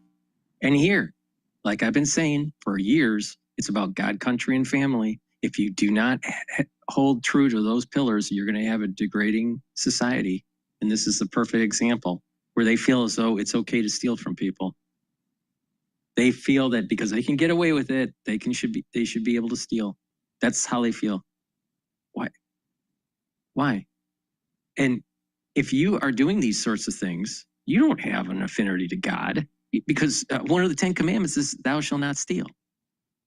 But not only that, they don't have an affinity to their country either, because they're willing to degrade the country and the society that they live in, their local society. They don't have some sort of virtue of uplifting the society that they live in. They don't have a sense of duty of country. They don't have some sort of virtue. This is the problem in America. It's gotten to Lululemon, dressing like a slob, talking like a slob, and thinking that anything goes because of some postmodern agenda or some postmodern philosophy. The problem here is that people need to start pushing back. If you don't start fixing the problem of making sure that people get that affinity to God, country, and family, we're going to lose our civilization. Now look at that. They're all hooded up, but I'm willing to bet there is a strong demographic of the types of people that their ethnicity that are doing this. What?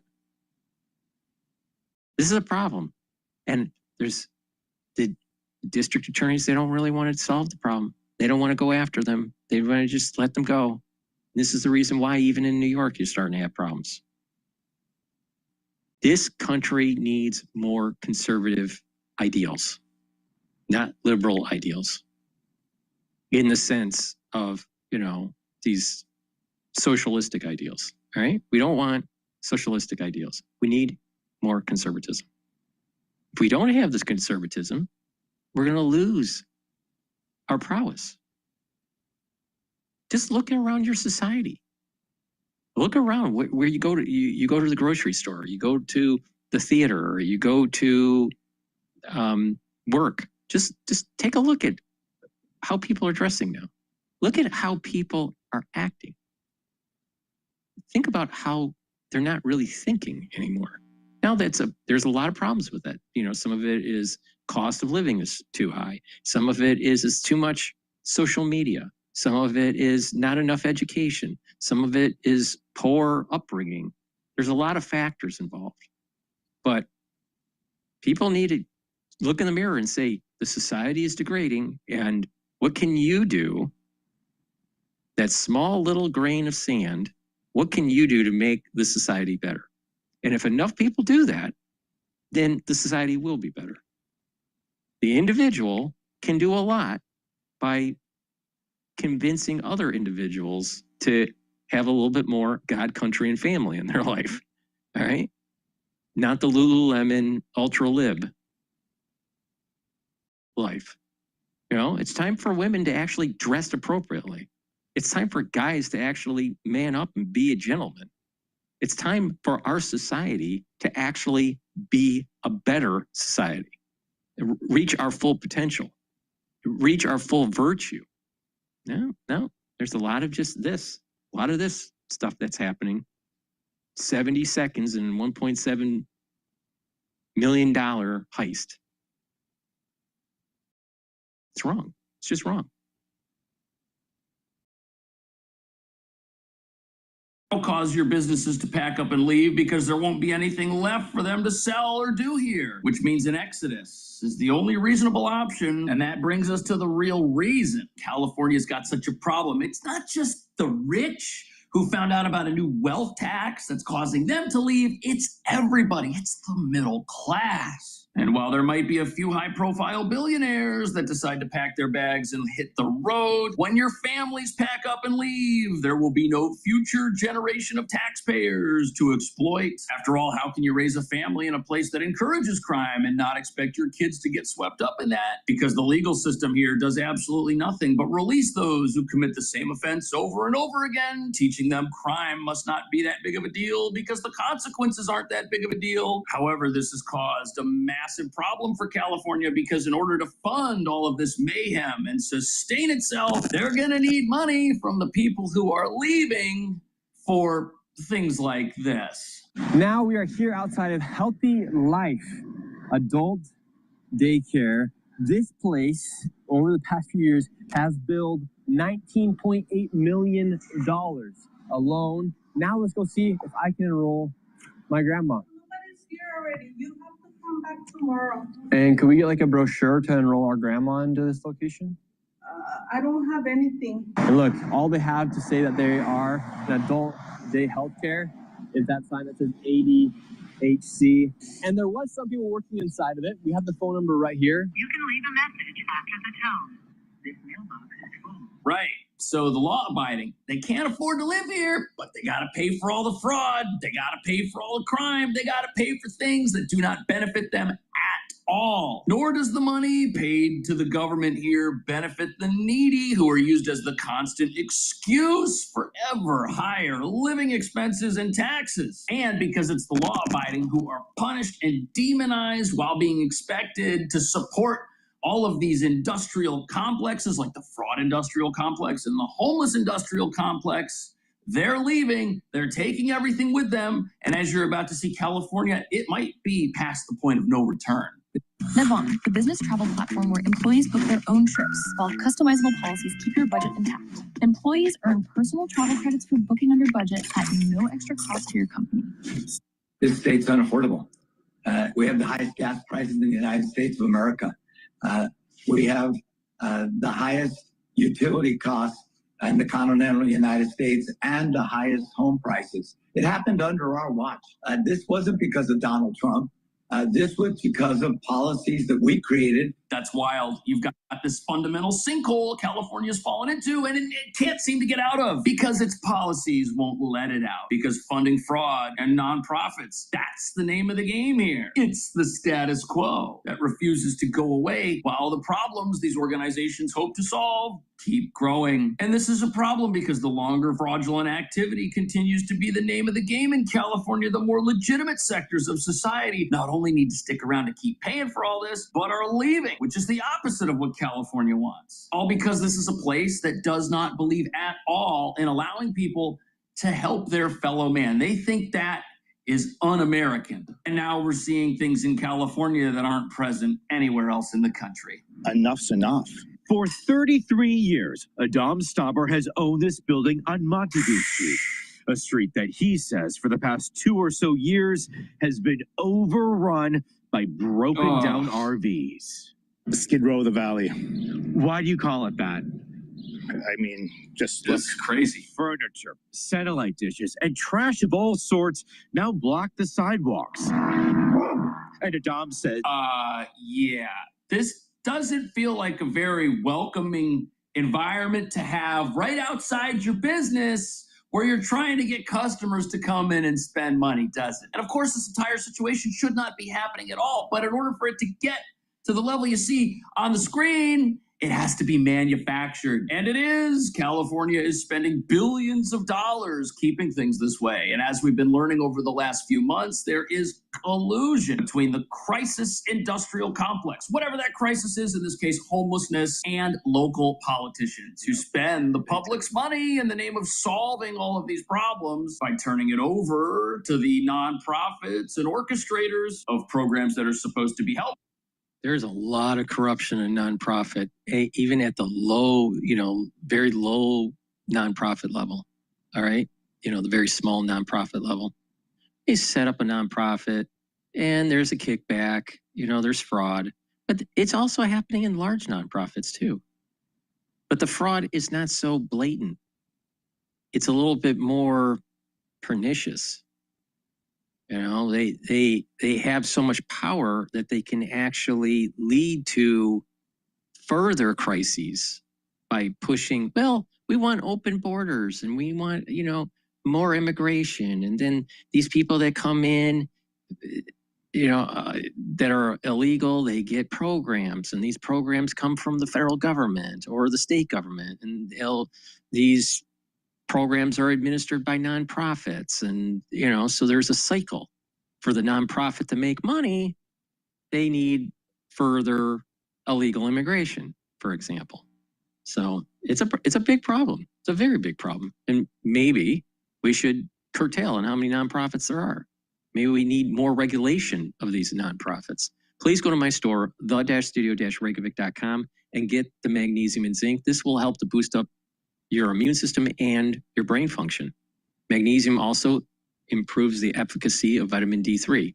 And vitamin C and magnesium helps with your immune system, your skin, and your brain function. Super important. Take them together to get the max benefit. You should be taking it every day.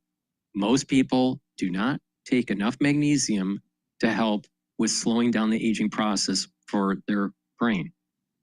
And vitamin D3, like I said, magnesium increases the efficacy of vitamin D3. Vitamin D3 is super important to take every day.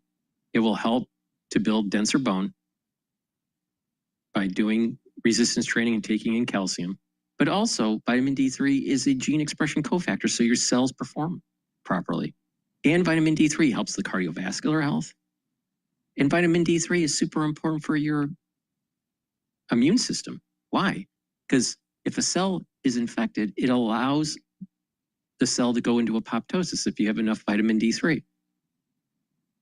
A lot of times when the cell is infected, it's hijacked and it can't go into apoptosis. Well, vitamin D3 helps for that cell to go into apoptosis and gets rid of that cell. So please go to my store, the-studio-reykjavik.com. Make sure you use discount 5. You get $5 off any order. If you spend $100 or more, you get a free gift until supplies last. Please click the link in the description to go to my website, the-studio-reykjavik.com. But never seem to accomplish anything. And every single year, the problems here get worse and worse. And now you got residents who look outside and they're like, what's going on? The 4- and 2-legged inhabitants of the campers aren't always exactly friendly. Oh, they're not friendly. Adam says one of his tenants, who is paying $80,000 a month for 60,000 square feet of space, is now leaving because their clients didn't enjoy coming in. $80,000 a month. That's what you get to run your business. $80,000 a month. Now look at this behind the fence here. It looks rather nice, but you can't even enter the driveway with your vehicle without running over the edge of this skid right here. This is crazy. That's not going to work. That's not sustainable. But what you're seeing here is the conflict between what the scammers and fraudsters controlling California want and what the people of California who have to pay for all the fraud and scams here actually want. Scammers want the largest crisis possible so they can point to it and say, see, we need more money. See, the good work we do isn't going far enough. Something politicians are all too eager to get behind. And now regular people are starting to figure all this out, and they're either leaving or they're sticking around and complaining about it while they pack their bags. Whoa. What's that? I just built a budgeting app in Base 44. Guys, Nina just built an app. Impossible. Why did you reach out to Channel 7? You can manage multi-million-dollar, $150 million company for budgeting and forecasting, even if you want a rolling budget and build a dashboard to track it in Excel. You don't need base 44. You don't need to make apps. The people that are doing that are people that really don't know how to make the models in Excel. I mean, we are being sold a bill of goods about AI, that it's going to add all of this capability and all of this productivity. And the reality of the situation is that it probably won't. It's going to be just a fraction of what the hype is. And eventually it'll reach an S curve where there are people that are building scripts and applications for their business. And eventually, how many more applications do you really need? Especially in the back office. The back office doesn't change that much. So it'll reach an S curve in two years. So everyone has been told, this is the reason why people were told to go into coding, you know, and then 2 years later, they said, well, you know, that's kind of dried up. Go to analytics. 2 years later, it dried up. And then now the same thing in AI. 2 years from now, it's going to dry up. Watch. Because it reaches an S curve quickly, because they're building stuff and creating capability that most companies don't need. Just keep it simple. Make your life simple. Like Steve Jobs said, it takes a lot of effort to just get to the simplicity. Just keep it simple. Just shed the stuff that you don't need. That's in your life, but that's also in your company. You don't need all of this extra gadgetry that is being sold to your business. You don't need it. Just keep it simple. If you can do mergers and acquisitions in Excel, you can manage multiple millions of dollars in Excel. There is zero reason why you need some sort of customized dashboard. It's not needed. It's not needed. People need to prove that this added capability is really going to make your business more productive. If you don't have the dashboard, you're not running, more complex models in Excel or in Access, then, you're behind the times. But you don't need all of this AI. The average business doesn't need AI. I mean, GE doesn't need the AI. Because I've been reaching out to the council office for the past 2 years with no results. It's not only hurting me, it's hurting all the other businesses in the area. 2 years, a lot of no results. Companies, and their first questions, what's going on outside? Andy Ryder run Aerospace. Aerospace companies have to be here. This is where they are. This is where your aerospace company is. Does anybody wonder why Tesla and SpaceX and all this stuff are not here? I know there are geographic reasons for why SpaceX is where it is, but come on, this is not a place that's going to attract aerospace companies, even though California is on the coast. No wonder this place has problems. And this is a big issue for California because it's businesses that are paying 80 grand a month that sustain places like California. And if they leave, it's over. No one's going to come in and take a place that was previously occupied for $80,000 a month and pay anything close to it if it forces them out. And why is this happening? Well, California is not bright enough to figure out how to make their streets clean and safe, the two things the law-abiding care about. But what they are really great at is using what the streets look like to make people feel like they need to do more, even though they're already doing more than many other people in this country pay to live where they live. Israel Gambert has a medical device company next door. We service people with disabilities, so we have people, pull in, and it's not a very comforting experience. And just take a look a few blocks down Montague Street when it hits San Fernando Road. The homeless people have more rights than we do. If we park our car outside, we get cited. They don't get cited. Ooh, look at that. See, you have a two-tier justice system here. You have business owners like this guy who, if they need a parking spot, they're going to get a ticket if they take one where they're not supposed to park. Meanwhile, you have a vehicle here, which could have a license plate on it, doesn't, and is just allowed to be on the street perpetually. That's crazy. But you know something? It really exposes the other issue that these blue state unaffordability bastions have. If you're law abiding, they're coming for you. If you're lawless, well, you're protected. And that's because in these places, the lawless, no matter what their lawless activity is, it is viewed as something that should be excused. Yet if you're fortunate enough not to be in dire straits, you obey the laws, you put a license plate on your car, you have a business, it's registered, it's legit. If there's garbage outside the business, who's responsible for cleaning it up? If you park your car where you're not supposed to, or you drive it down the highways, they're going to hit you. They hit the law abiding. They're very good at tracking down people who are willing to obey the law. Those are the people who get punished. The lawless, who either obey the law or are unable to pay these fines. Well, no system exists to hold that accountable. And what happens? It just grows. Something should definitely be done to help the people living in these street shacks on the street, but that's not how the system here is designed to work. It's not designed to help those people. It's designed to help well-connected nonprofits, but not the people who those nonprofits exist to serve. They don't get cited. The business owners here say at night this street is completely dark, and no surprise there. Take a look. It's clear that some of these electrical wires are being cut, and there are cords running into some of the trailers.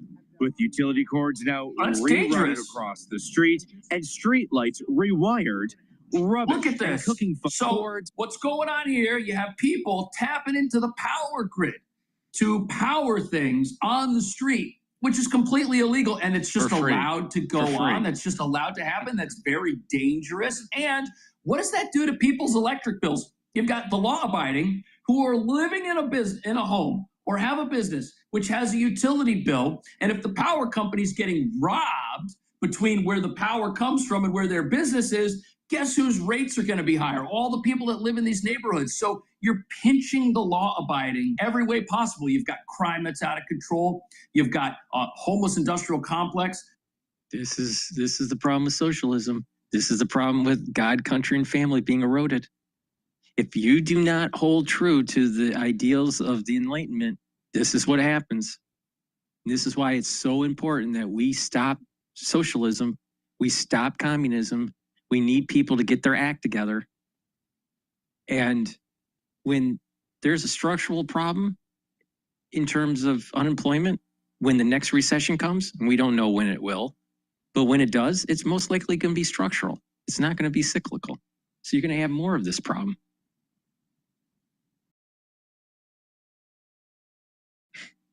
Society is out of control. Society is devolving. It just grows every single year, doesn't solve anything. People are expected to pay for that, and now their utility bills are going up. We got the highest utility bills. We got problems here that should not exist if you had law and order, which is the solution for unaffordability. Unaffordability comes from the fact that things are happening which shouldn't be allowed to happen at all. But what are local politicians doing? What do they have to say about the crisis we're watching right here? Do you feel her office is being receptive and listening to your concerns? No, not at all.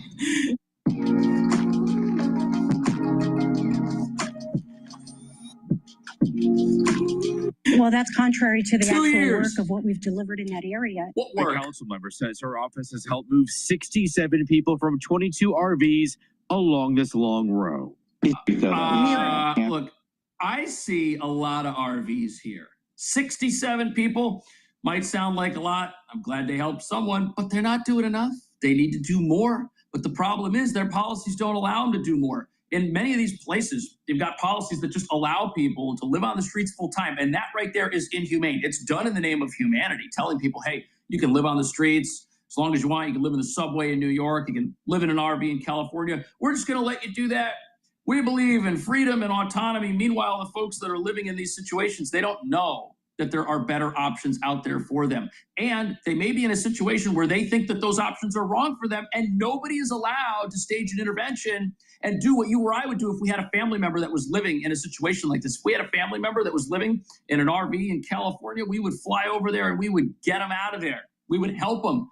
But the state can't do that because its laws don't allow it. In fact, its laws say that, oh, that's wrong. Meanwhile, as all of the fraud in California has come to the surface over the last several months, something incredible has happened. Local politicians who are just bewildered that things they're doing every single day don't exactly look that great optically and are now being exposed? Well, instead of helping people and doing what they should do to protect the general public and going after these fraudsters, they're doing something else to make sure that their schemes continue in perpetuity. Listen to this. The YouTuber Nick Shirley calling out a proposed California bill that he claims would criminalize investigative journalism, including his viral efforts to expose fraud in the state. The author of this bill, which is California Assembly Bill 2624, is Democratic Assemblywoman Mia Bonta. And if her last name sounds familiar, it is. In fact, her husband is the Attorney General of California, Rob Bonta. So Republicans have nicknamed this bill the Stop Nick Shirley Act, and it aims to, quote, protect the privacy and stop the payer-funded organizations around recording and nicknamed this bill the Stop Nick Shirley Act, and it aims to, quote, protect the privacy and stop the harassment of those who provide services to immigrants. It would put into place restrictions. Okay, so the wife of the Attorney General, the person who's supposed to prosecute fraud, has a bill in the Assembly which is going to stop people from harassing organizations that aid immigrants. Now, this is a sanctuary state. They don't know who's an immigrant here legally, illegally. They don't check immigration status, which means this affects every business. And now the goal is to stop somebody with a camera from seeing something on the side of the road, recording it, and giving their opinion on what they see happening. If you see a daycare center and only grown men enter that facility once or twice a week, park their BMWs outside, you never see any children there, you better not film that place. That's going to be a criminal offense now if you film that place and put that on the internet. That's not investigative journalism. That's harassment. And the goal here is to shut that down because that's exposing this entire system of corruption. Recording and posting content, including names and workplace or home addresses of those who work for these taxpayer-funded organizations. What a scam. Anyone who posts these videos or photo could be subject to a $10,000 fine, jail time, and even forced to take the content down. So you take a photo of what you perceive to be criminal activity, which is being committed in public and being funded by the government, and that could cost you $10,000.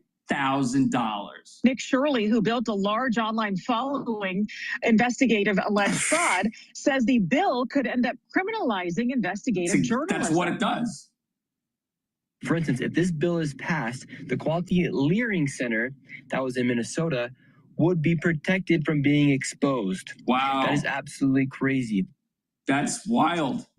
So Assemblywoman Mia Bonta says this is about protecting privacy and preventing harassment and doxing for the workers who work at these taxpayer-funded organizations who, again, provide services to immigrants. She said, doxing is not when you are filmed in a business with a public entrance located on the side of the street that welcomes in customers. Doxing is when someone gives out your personal address, your first name, your last name, and where you live. It has nothing to do with exposing a government business, which is regulated, where everything is online, who owns it and whatnot. It's almost like they're making up justifications for why they need a law that would protect fraudsters and criminals. Individuals who were investigating were journalists. This bill it ensures that we protect lawful free speech and opportunity for criticism. California Democrat politicians not only won't do anything about the fraud, but they're going after the people who are trying to uncover these crimes and the waste of taxpayer money. It is shameful, and all of these politicians ought to be called on the carpet. But they're on the take. That's the problem. They're getting money. So this bill has already passed through the first committee, and if it does become law, Republican Assemblyman Carl DeMaio, who you just heard from at the end there, says this is sure to face a legal battle. But in the meantime, it's going to pass. They will have a legislative session to stop the exposition of criminal activity in their state, but they will not have a legislative session to stop criminal activity in their state. Isn't that interesting? That's why the law-abiding has such a problem in California. That's why people are leaving. How do you live in an environment that is going to punish every single thing that is done to improve the place? Let me know. I'll see you in the next video. Tired of sifting through jobs that don't feel like the right fit? Please go to my store, the-studio-reykjavik.com, and improve your health and your wellness. Get the Max 35 or the Cleanse. All right. Cleanse is 30 parts per million. Max 35 is 35 parts per million. Take a teaspoon a day every day, swish it in your mouth, gargle about 20 seconds or so. And what this will do is help to improve your oral cavity, your oral pharynx, maintain your mucosal barrier, and help the health of your epithelial cells. It'll help to boost up your immune system. And you're neutralizing. Super important to do every day, teaspoon a day every day. This is something I've been doing for more than 6 years, every day.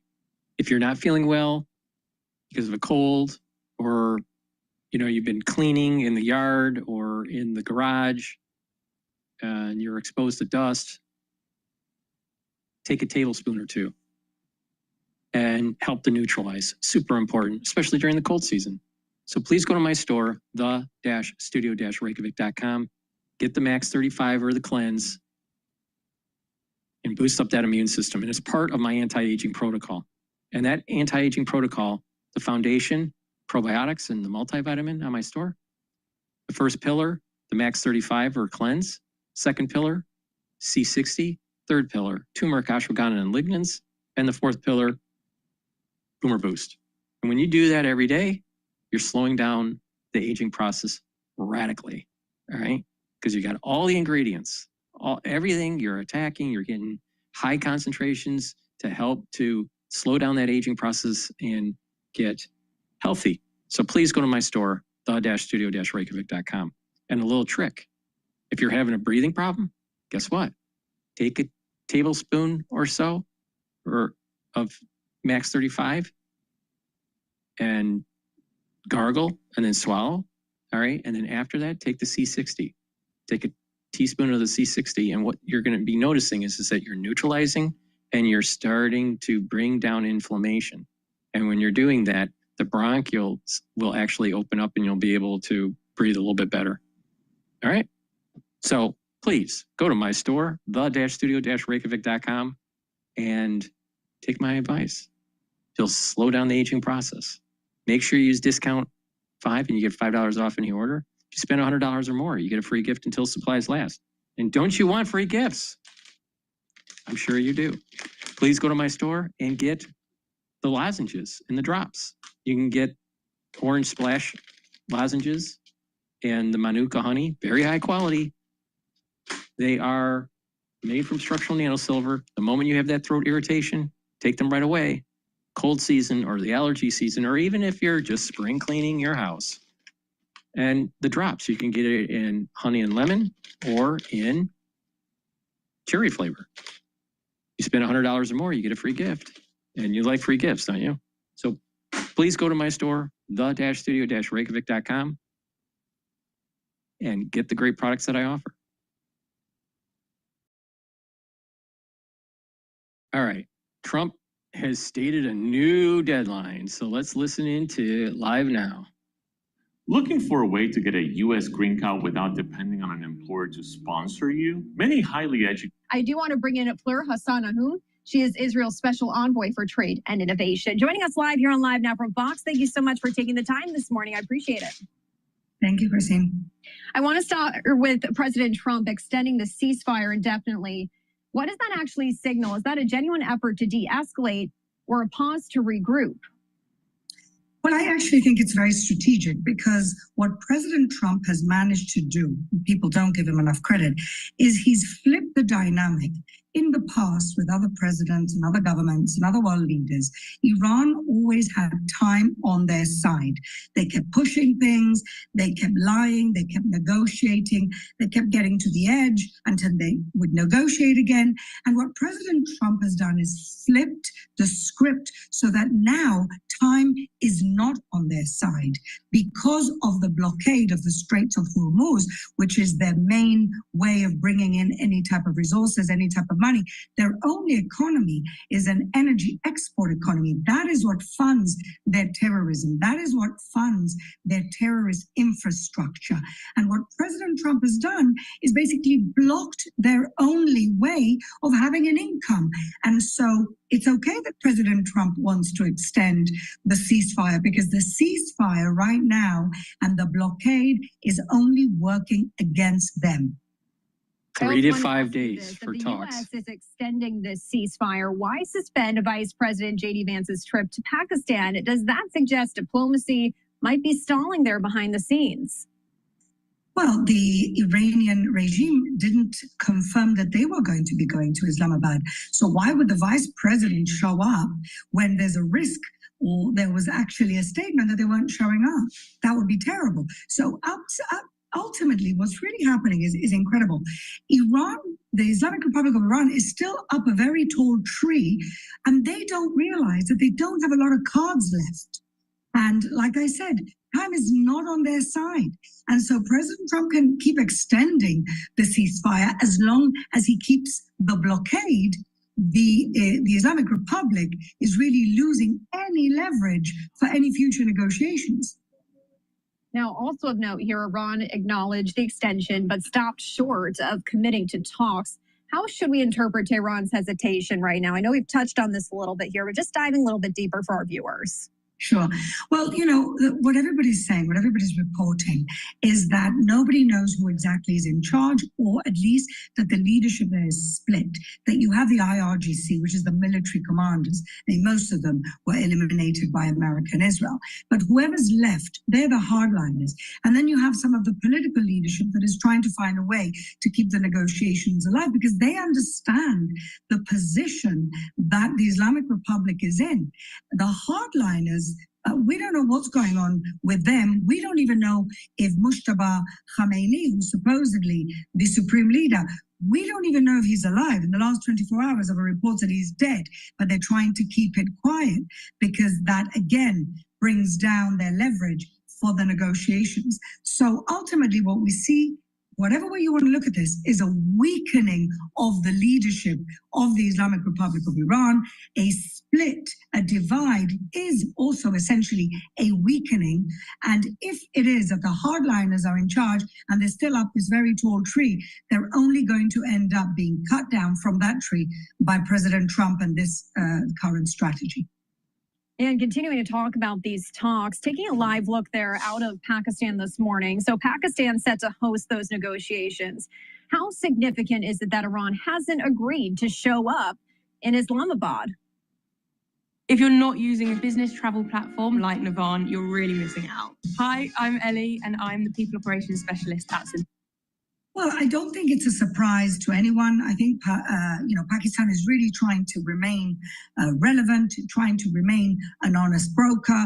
I'm not, my personal opinion is they're not that honest. They have their own jihadi issues there. They have their own extremists, mixed history on how they dealt with those extremists. But if nobody's showing up, then really, what is their value as mediators at this point? It may change. We'll have to see. And we've been talking about those attacks we've been seeing in the Strait of Hormuz. Once again, here's that live simulation of that map this morning. Seeing those attacks on commercial vessels there, how much does that undermine the credibility of this ceasefire?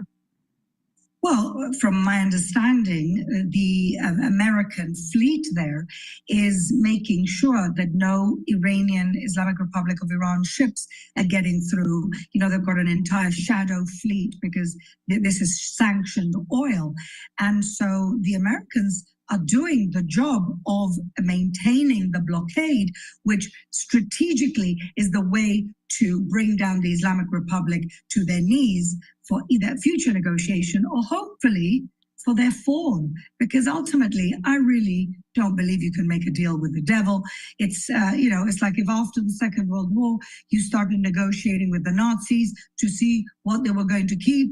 It's impossible. I pray for the people of Iran and for the peace of our region that this very poisonous regime that has been feeding terrorism, that has been feeding Islamic fundamentalism, not just in their country, in the region and around the world, that has caused so much death, so many deaths of Americans, of Israelis, and of people all around the world. We pray here that they fall, and I believe that this is the right and very smart strategy that President Trump is doing.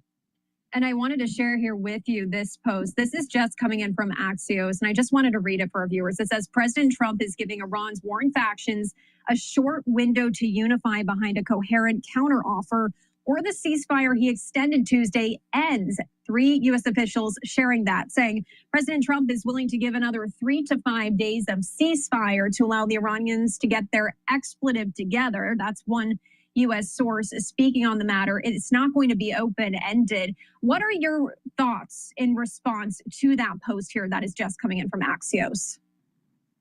Well, I believe that, President Trump has always given the opportunity for negotiations, but he has also, when he's realized that they're not serious about negotiation, this has happened, it happened last year in June, and it happened earlier this year. When he realizes they're playing... the problem is that he's realizing too late. And secondly, everyone's been warning him that the Iranians do this all the time. All the time. This is the same problem that they had with Hezbollah and Hamas in Israel. They don't really want to negotiate peace. They want war. This is part of the Shiite religion. And people need to wake up to this, including the America First pacifists. The only way to solve this problem is to kill the enemy. We have to kill the IRGC. It has to be destroyed. It's that simple. Please go to my store, the-studio-reykjavik.com, and get the collagen. Collagen is a great supplement to help to improve your skin, your hair, your nails, your joints, your musculature, and even your bones. This stacks really well with the collagen that I have to help with remodeling your joints, especially if you have a sports injury or osteoarthritis. So please go to my store, get the collagen. It also stacks really well with the vitamin C and magnesium. If you drink filtered water, the vitamin C will cross-link with the collagen to improve your dermal layer. Now, heirloom barley. Heirloom barley will help to detoxify your body, bring down inflammation, and soak up free radicals. It'll help with your immune system and your endocrine system. Also, your joint health by bringing down inflammation, your cardiovascular health, and brain function. It's really important to soak up free radicals and bring down that inflammation so your tissues will perform better and you'll have less aging in those organ systems. Detoxify your body regularly. Really important. Get the heirloom barley. You can also get the gladiator barley on my store. Gladiator barley has all the same benefits as the heirloom barley, but one extra benefit. The gladiator barley will help you build muscle. So please go to my store, the-studio-reykjavik.com, and make sure they use discount 5. You get $5 off any order. You spend $100 or more, you get a free gift till supplies last. Let's continue. Time, or they're playing around with him, then he is ready to go back to action, and so is the Israeli military. Now, going back to what we were previously speaking on in the Strait of Hormuz, I quickly wanted to follow up on that. The U.S. boarding of tankers tied to Iranian oil, could that be viewed as enforcing sanctions, or does it risk being seen as violating the ceasefire itself? Well, at the moment, the ceasefire, the maintaining of the ceasefire is in the interests of the Islamic Republic of Iran.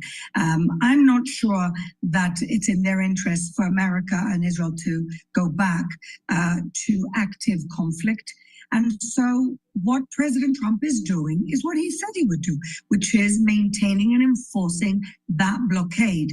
That blockade is crucial because if they can't get their oil tankers out, they can't export oil, they don't have resources to keep fighting. They don't have resources to keep the terrorism and the terror on their own people. If they stop paying their guards, their Islamic Revolutionary Guards, if they stop paying their army and their besieged forces, then this is the beginning of the end of this terribly toxic regime. One of my last questions for you, with these ships being attacked, seized, intercepted, as we've been talking about, how close are we to wider escalation in the Gulf? Could that also pull in other global powers? Well, we know that over 12 countries were attacked during this war, including the Saudis, including the Emiratis, the Bahrain. They've really gone for everyone.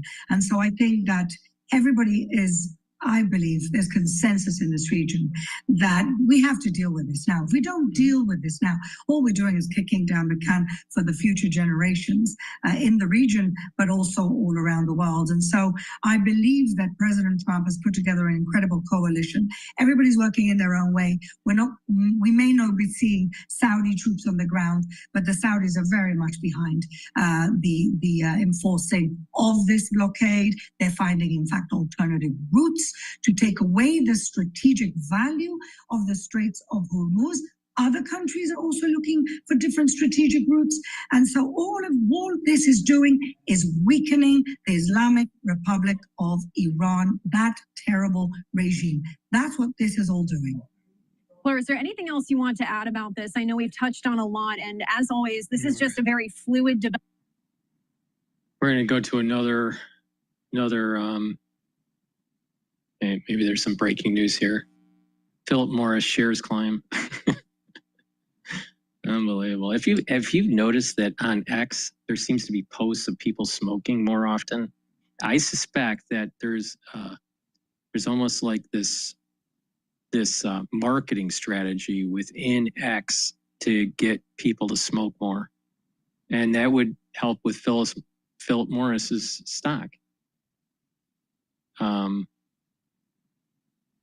Now, let's listen into the updates about these missing scientists. I guess the FBI is probing 11 missing or dead nuclear scientists.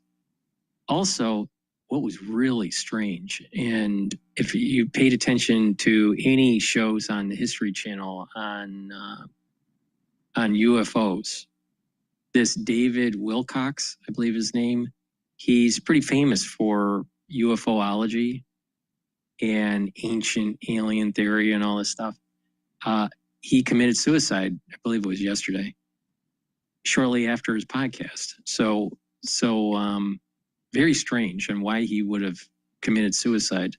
You know, were other actors involved? I don't know. Who knows? There's a lot of weird stuff going on when it comes to unidentifiable flying objects and scientists missing. Just very strange. We have got to the point where literally anybody can build a fully working app without knowing how to code. This is Base 44. Thanks for staying with us here at Live Now from Fox. Turning our attention now to a story that we are following closely, and it's making national headlines right now. The Trump administration has directed federal agencies to investigate whether a series of deaths and disappearances among scientists with high-level security clearances are linked. White House Press Secretary Caroline Leavitt confirmed the probe following reports that 11 individuals tied to sensitive military, nuclear, and aerospace research have been affected.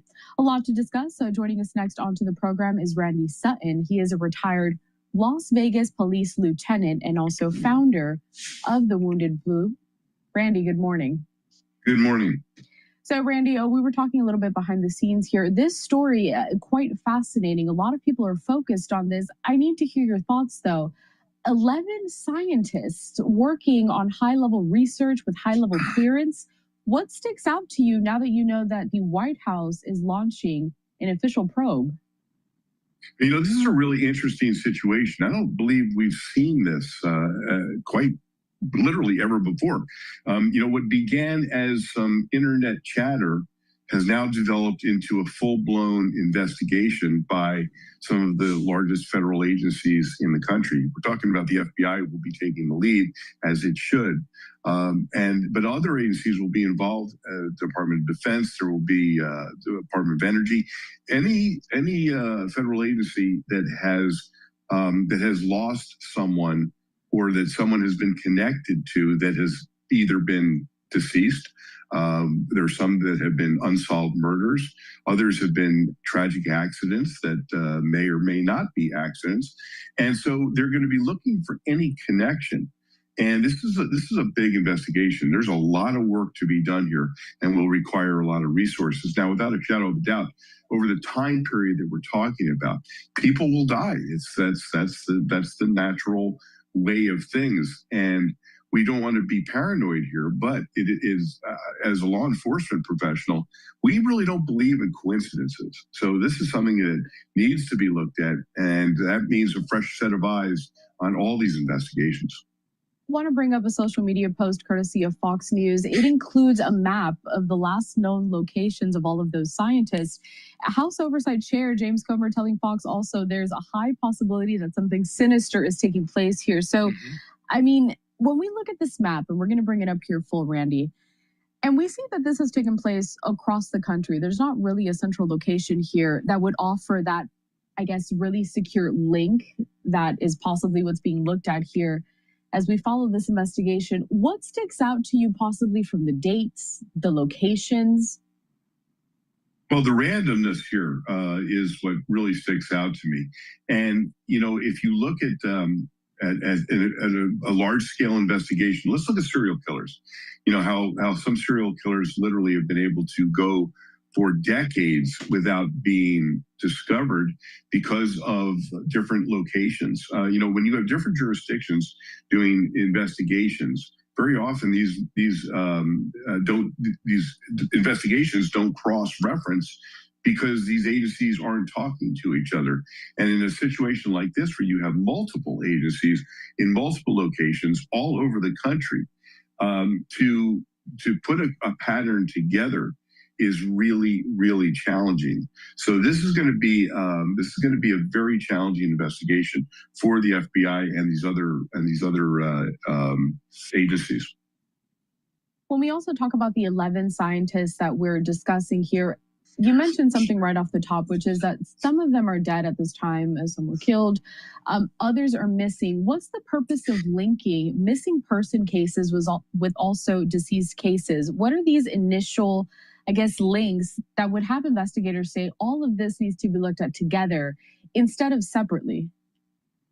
Well, when you're talking about investigations of this nature, victimology is critical. That is, when I say victimology, that means that the investigators will have to go through the backgrounds of every single one of these. When I say go through the backgrounds, I don't mean do a cursory background check. I mean they have to dive deep into the past of all of these individuals and try to determine, is there a link between them? Did they all work on one project together?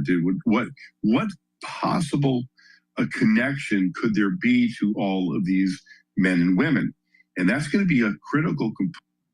Want to hear something really freaky? This is very similar to the plot of Three Body Problem. I believe it was on Netflix.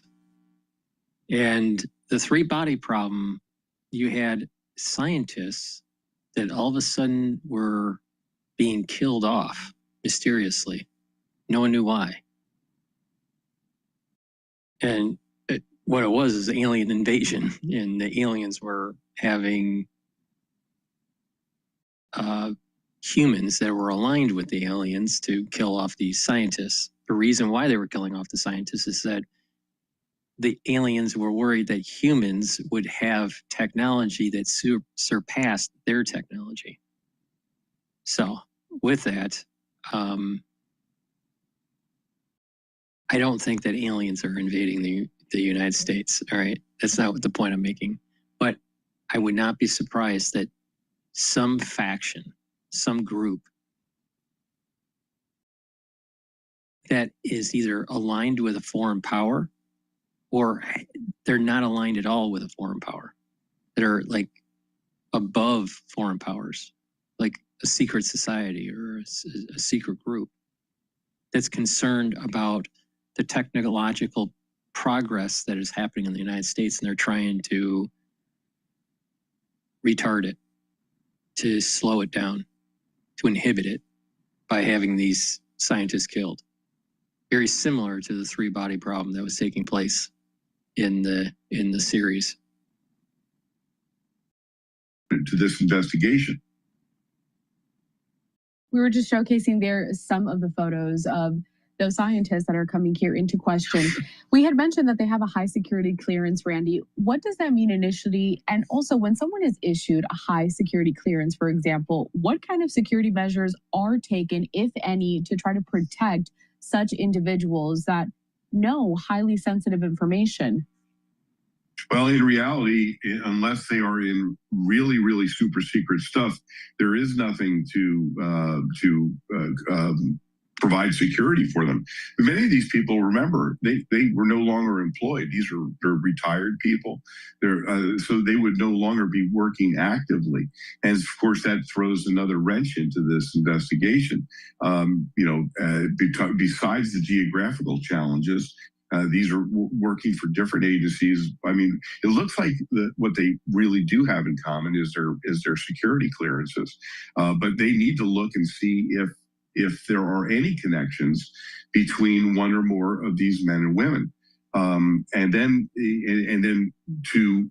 a fresh set of eyes will have to go on every single one of them. Remember, an investigation has already taken place here on each of these individuals, by local agencies, some by federal agencies, but all of these men and women who have security clearances, that means that major background investigations were done on them to begin with, and that didn't preclude them from continuing their work in the context that they were. So all of these men and women had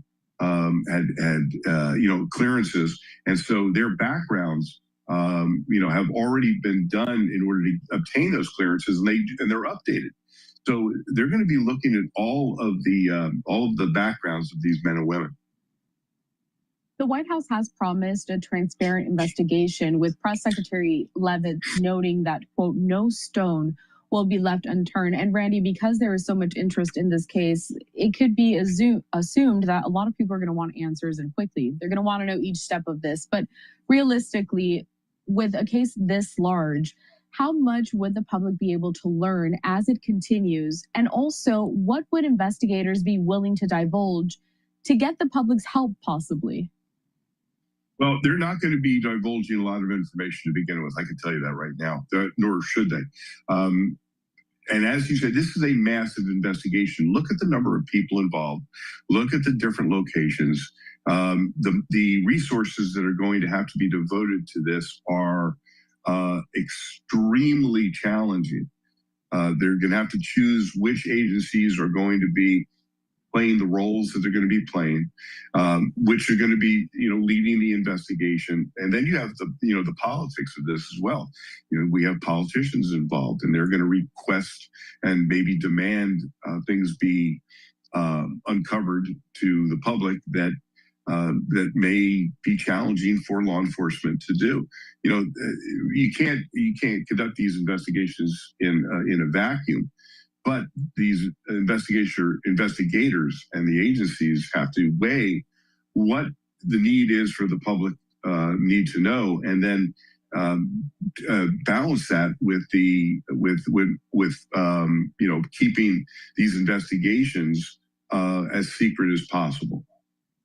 Tone, why should people join us on April 23rd through the 25th for the AI Advantage Summit? Because I know AI is important. You might feel Federal agencies are involved in this investigation, but they're going to need that help and that cooperation with local agencies as well.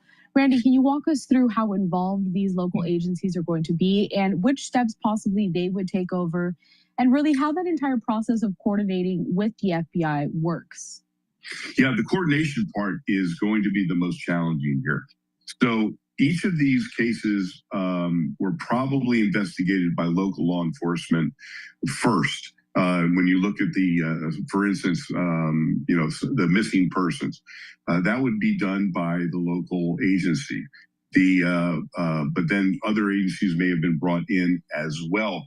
You look at one of these, some of these deaths were involving a plane crash, other auto accidents. Well, you're looking at a vast array of agencies that may have played a role in these investigations. Now, the FBI will be taking the lead, and that's critical because the FBI has more resources when it comes down to conducting large-scale investigations than any other agency. But coordination with the local law enforcement who did the initial investigations is going to be critical. But when it comes down to packaging this up, it's going to be the FBI that will be taking the lead. We'll continue on with this clip, but please go to my store, the-studio-reykjavik.com, to help support the work that I do. All these videos are for free. So please go and get the Boomer Boost from my store, the-studio-reykjavik.com. This will help to increase your energy levels, have that steady burn of energy throughout the whole day. You'll have more vitality. But Boomer Boost will also help with brain function, cardiovascular health, musculature, help to improve your immune system and your endocrine system. So it's dual purpose. And you take this every day. This is a month's supply, has a very comprehensive supplement profile that's in this powder here. Mix it with soft foods, filtered water, a smoothie, or even with just milk. I mix it with hummus.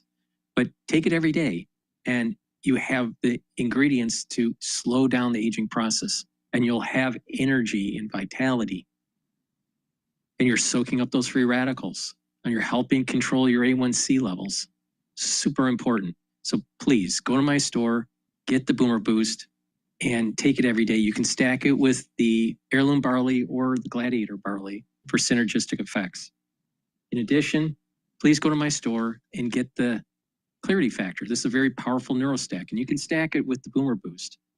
But this Clarity Factor will get rid of that brain fog, allow you to improve the positive neuroplasticity amongst your neurons.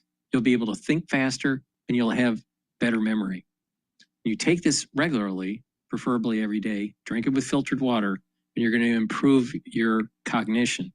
Super important. Brain health is under focused in terms of health and wellness within the United States, and it's really important to focus on it. So please go to my store, the-studio-reykjavik.com, and get the Boomer Boost and the Clarity Factor.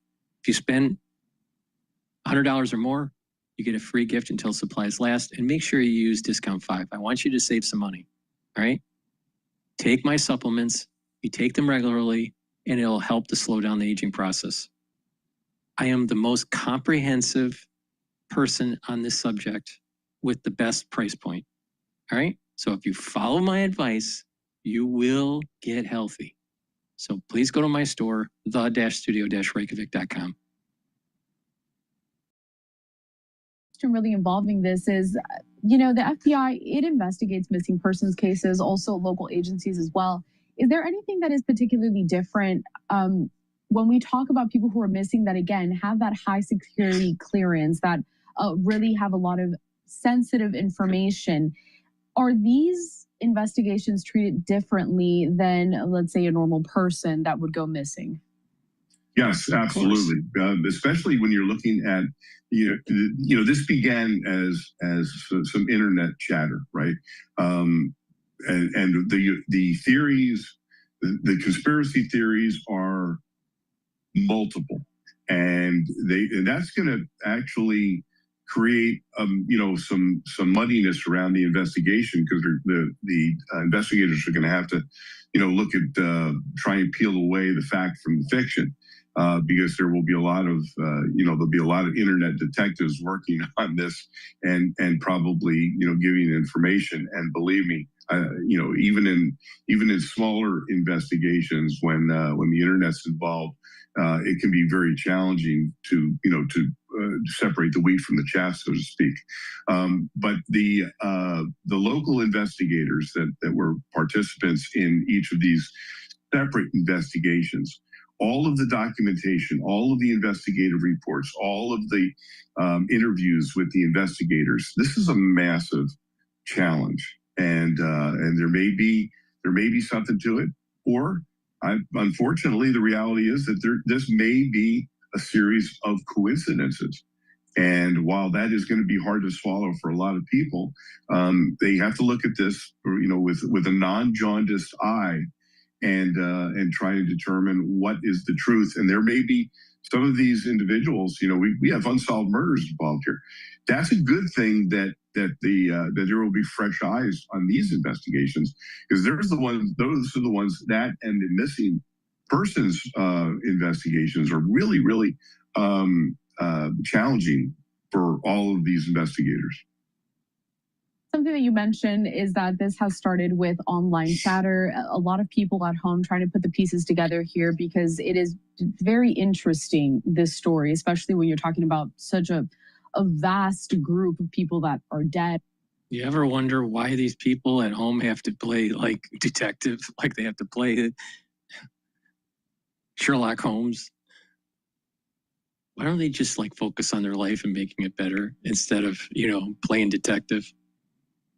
Because they know better. Have gone missing, connected in some sort of way, though. People are most likely going to still dig in on their own, trying to connect these pieces.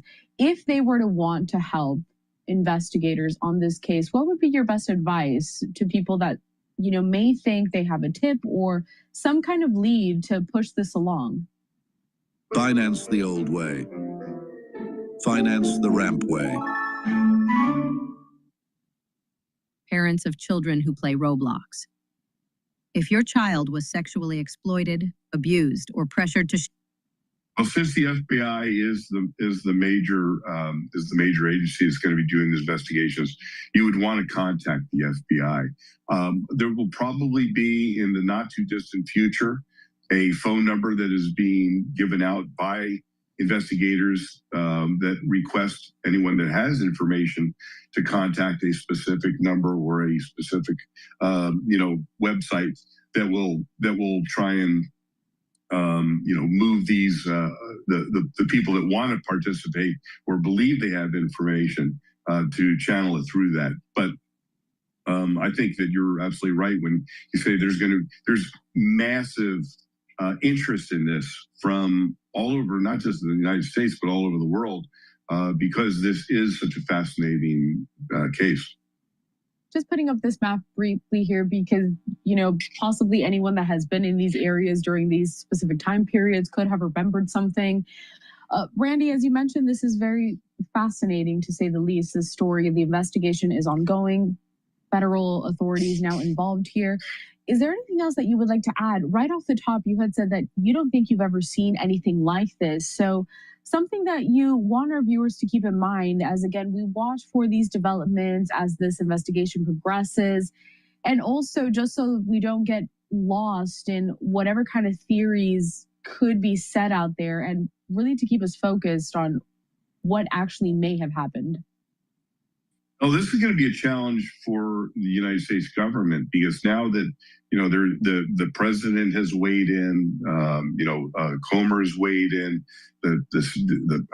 everyone is involved in this: Congress, the Senate, every agency in the federal government. So trying to have a point of contact, if you will. Well, will it be Caroline Leavitt from the White House, or will it be someone from the FBI?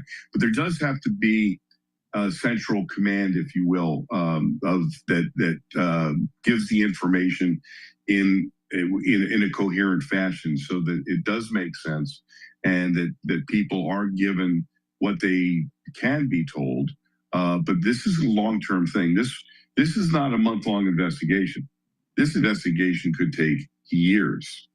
And but each one of these cases has to be taken separately, first of all, and an investigative team will be assigned to each one of these investigations to look at what has been done, what is the investigations that were conducted, how credible are they, is there anything that was missed, and so it's really going to be an incredible case to watch, that's for sure. Randy Sutton, a retired Las Vegas. The S&P 500 is trading at 7,120. VIX is still at about 19. And oil has been creeping up throughout the session today. It's now trading at 93.15. And that UCO ETF that I was mentioning earlier is trading at 41.87. Please go to my store, the-studio-reykjavik.com, and get the omega-3. This will help with your cardiovascular health. It brings down inflammation and helps you to control your lipid profile. When you control your lipid profile, you have less plaque formation. And another very important supplement to take to help your overall health is a good probiotic. I have a powdered version and also a veggie cap version. Either one will work for you. I prefer the powdered version, but many prefer the VeggieCap version for simplicity, but both are very high quality. And by taking them, you're going to improve your gut biome. You're going to reduce inflammation at the gut level. You're going to improve your mucosal barrier. Your immune system at the gut level will improve. You'll have higher concentrations of IgA. You're going to reduce leaky gut syndrome. You're going to reduce the chances of getting allergies, because a lot of problems with allergies is due to leaky gut. And you're going to be able to improve your brain function. You're going to be able to sleep better. Good gut health, a good gut biome will actually help you to get into 3 to 5 cycles of REM sleep and deep sleep. And when you do that, you're going to be well rested. You're going to be able to detoxify your central nervous system and consolidate memory. If you have a poor gut, you can't consolidate memory as well as if you had a good gut. So in addition, having a good gut is also going to help with your metabolism. So please go to my store and get the VeggieCap version or the powdered version of the probiotics. Very important to take every day, and it's one of the foundational pieces, and you stack it with the multivitamin that I have on my store, which is easy to digest. And that's a great foundation to build off of. Then you add the Max 35, the C60, the turmeric, ashwagandha, and lignans, and the Boomer Boost, and that's a great stack to slow down the aging process. So please go to my store. Make sure that you use discount 5. You get $5 off any order. And if you spend $100 or more, you get a free gift. Click the link in the description of this video and all my videos to get to my website, the-studio-reykjavik.com.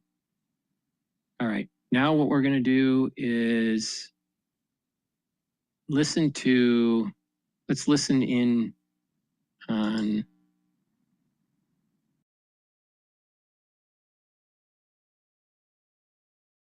let's listen in on Bloomberg here. I think they're talking about Tesla. Like Steve, is Elon? Do we have knowledge that Elon's really back and engaged with Tesla? What do we know? Yeah, I think he is. There are kind of rumors out there that they are going to launch a new vehicle. Not the Roadster. The Roadster on top of a smaller vehicle. I think it's critical. I mean, like if Tesla is into AI, and they're not going to partner with anybody to proliferate that AI, like you see with Rivian and Uber, and then as well as Lucid. They really need to build, expand their market share globally. And I think that's one of the things that we're going to hear about the company as well. A lot of people think it's not an auto company, but I think it's symbiotic, right? You have to have more cars out there to really proliferate their robotaxi, their full self-driving capability. And, overseas sales are actually growing much faster than their pillar markets in the US, China, and Europe. So just about the competitive environment, specifically China. I mean, I'm thinking about Tesla competing in China and then Tesla competing rest of the world against Chinese products. How's that evolving?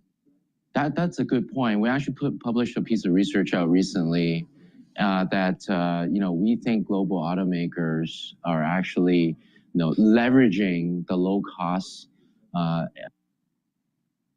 low labor costs, low capital costs to actually use that as a manufacturing base to export. I think we heard it recently. Volkswagen is looking to do that with their EVs. Chinese local automakers are very strong in their backyard, in the ASEAN market. They're breaking into Japan. They're breaking into South Korea.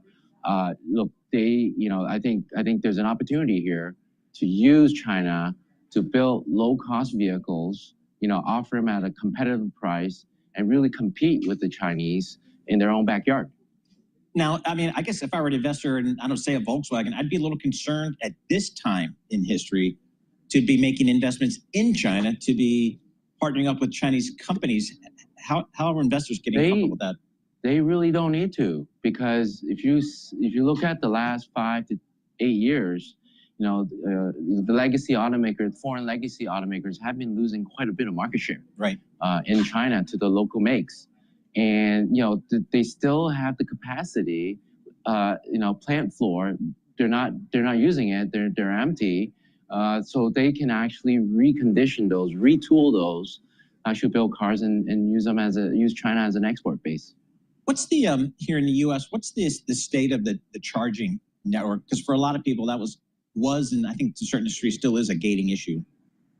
Yeah, it is. It is still a big issue. But we are seeing that the charging infrastructure continue to build out. Even though sales have slowed, the charging infrastructure is still continue to expand. Interestingly, though, even though new car sales have came off as a result of the end of the $7,500 subsidy last year, used EVs sales have actually been doing very well. So, Steve, just for our listeners and viewers here, at the Princeton Bloomberg campus, how many chargers do you guys have there? We probably have like 45, quite a few. 45. Now, again, I stopped working at that office probably 10 years ago. We had 2. So that shows you what's going on, Steve. All right, Steve, thanks so much. Really appreciate it. Steve Mann, Global Autos and Industrials Research Analyst for Bloomberg Intelligence. He's down there, Bloomberg's beautiful campus down there in suburban Princeton, New Jersey, where they had 45 charging stations there. Again, when I was there 10 years ago, they had 2. So, I mean, a big increase there. And maybe that shows you kind of what's happening out there in the marketplace. So Tesla reporting after the close tonight. Pay attention to that conference call as well after the close. Looking at the markets here, we've got some strength out there. The S&P is up 55 points. That's 0.8%. The NASDAQ doing a little bit better. Up 295 points, that's 1.2%. 10-year Treasury yields, 4.29%. WTI crude oil now higher, $3.50, $93 a barrel. For our listeners in the U.S., a reminder, you can listen to us via satellite radio on Sirius XM Channel 121. Access the world's only global audio business network, coast to coast, 24 hours a day. Bloomberg Radio on Sirius XM Channel 121 is presented by Golden Crest Metals. Stay tuned for the latest market news and industry research. Your top stories and global business headlines are coming up right now.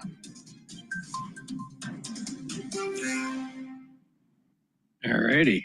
Now we're going to go to MS Now. I think we're going to listen to Mad Cow talking about Alex Jones. Now, have you noticed that Alex Jones doesn't look too healthy? Now, Alex Jones is actually younger than DrPaulCottrell. He's younger. Chronologically.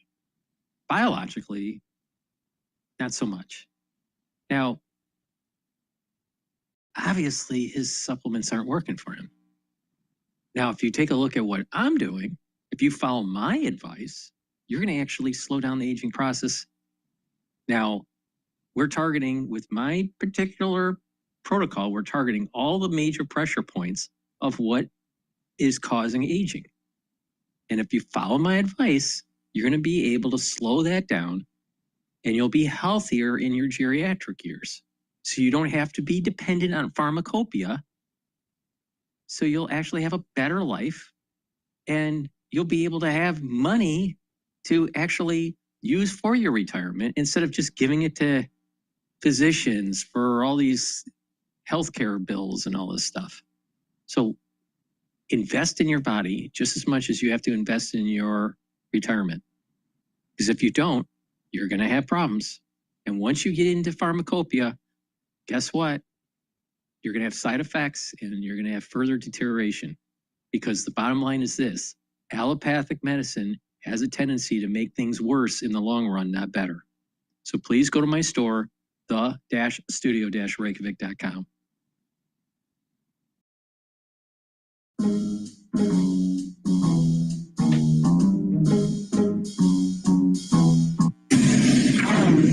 In the vast, weird, really right-wing media universe in the United States of America, there's a special and unique place held by an outlet called InfoWars, and its manic host, Alex Jones. Alex Jones, for decades, has peddled Baroque conspiracy theories. Look at him. Oh, you can't see him because of my mic. Well, never mind now. alongside a really scammy trade in survivalist merchandise and hilarious supplements that promise lots of things I cannot even say or describe on basic cable. InfoWars isn't just one more thing in the weird right-wing media world. For all its ridiculousness, InfoWars has left a real-world trail that is not just... The problem that I have with Alex Jones is one, he obviously isn't using his supplements, or if he is, they don't work. And secondly, which is more important, InfoWars as a concept doesn't solve problems. Being a keyboard warrior doesn't solve problems. Kinetic war solves problems.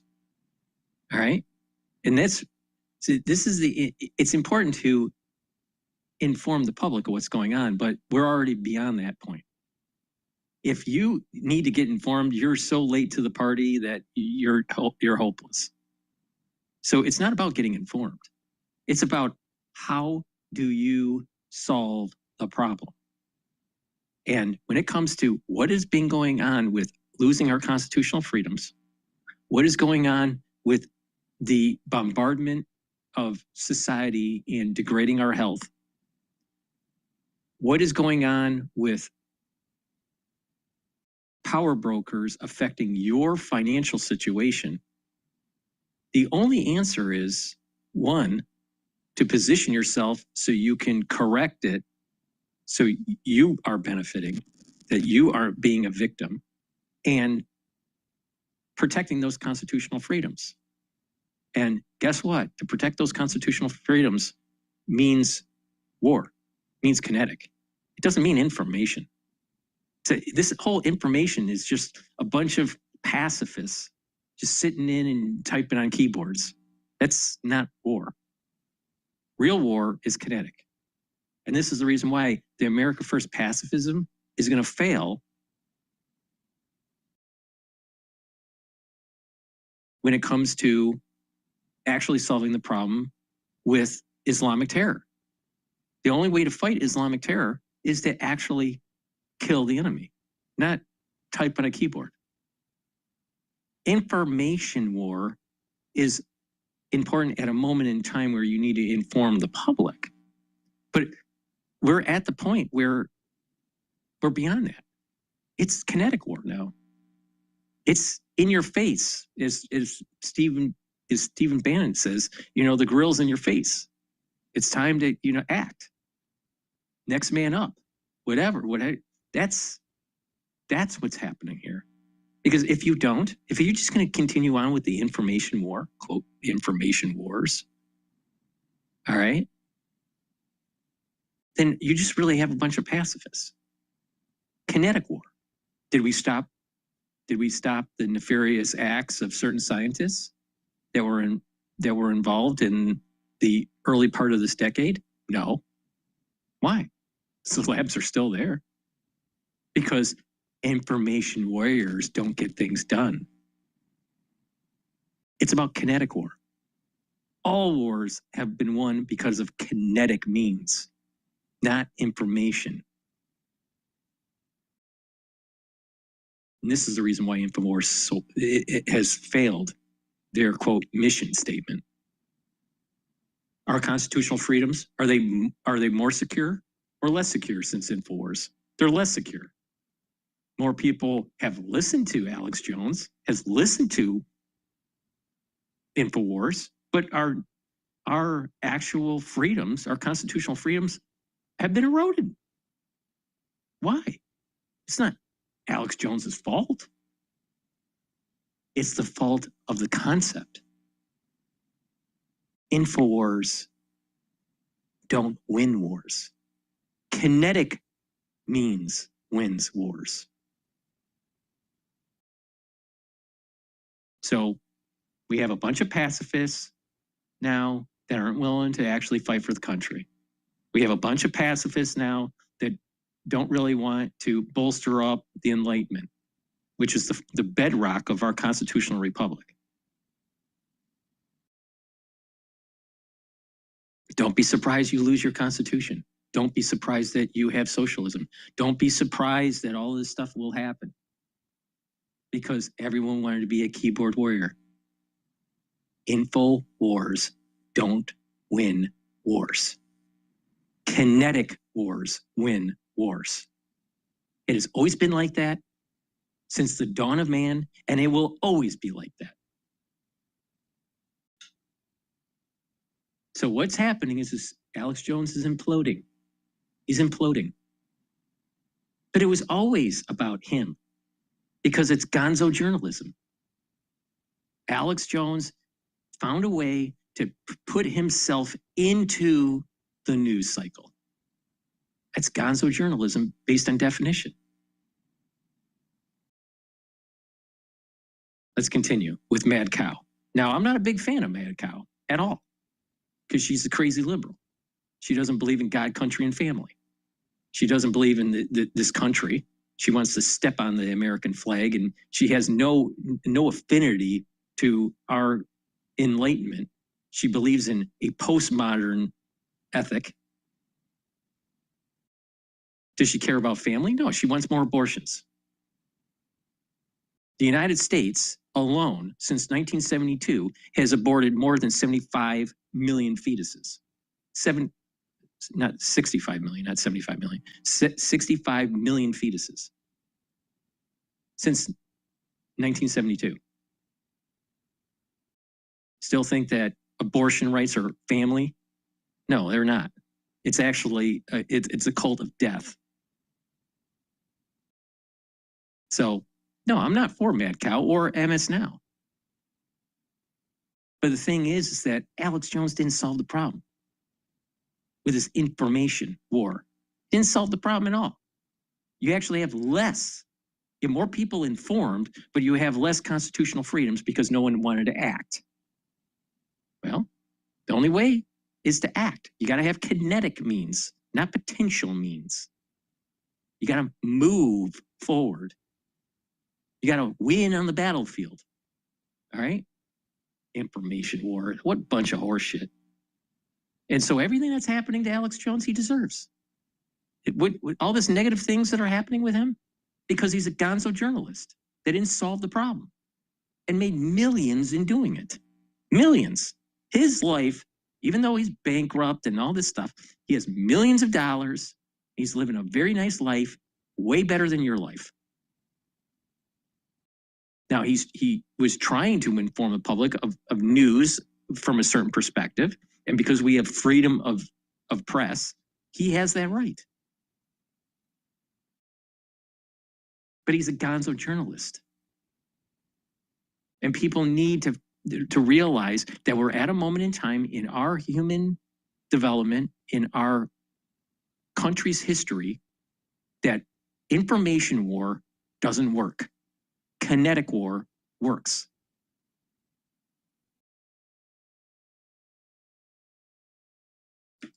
Toxic. I would argue it is evil. Specifically when it comes to Alex Jones's signature conspiracy theory that the 2012 massacre of school kids at Sandy Hook Elementary School in Newtown, Connecticut didn't really happen. That it was a hoax and the kids who were all killed there are in fact still alive or they never existed in the first place. It's insanity and unbelievable. That was his Achilles heel. That was the Achilles heel. Right when he went down that road, that was the end, right? His zenith was asking questions, very important questions about what was going on with 9/11. And there's something that he missed when he was covering 9/11. That was, and a lot of people didn't know about it at the time, but there's a documentary talking about actually Air Force One and what happened during 9/11. There was a coup that took place. There was a coup against George Bush, and it happened on Air Force One. The Secret Service did not allow him to take control of the situation. Now, if you don't believe me, just take a look at the documentary that's on YouTube about Air Force One and what happened on 9/11. All right? The Secret Service prevented him from being the president. and taking control of the situation. But no one talked about it. I just found that out last weekend. All right? 9/11 happened in 2001. It is now 2026. Very few people would know this. Well, why do we have a deep state being able to supersede the president of the United States? That is a major problem. And that is not our Constitution. So we just going to have InfoWar on that?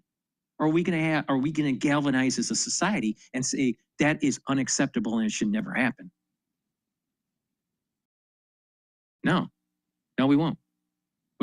It's bread and circus. It's bread and circus. But the Achilles heel of Alex Jones, for sure, was Sandy Hook. And he played right into it. And he's stupid to fall into that trap. And that's gonzo journalist. But he sold a lot. He sold a lot of product and he got famous because there's a lot of stupid people out there believing some bullshit story.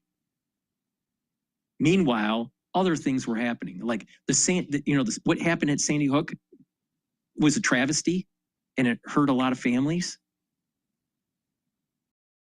But what the Federal Reserve is doing to your wealth is far more affecting your life than what happened at Sandy Hook. Do you think what's going on in the Strait of Hormuz is just show? This is going to affect your life.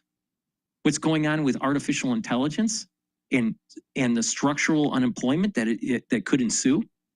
That's far more important than anything that Alex Jones is saying.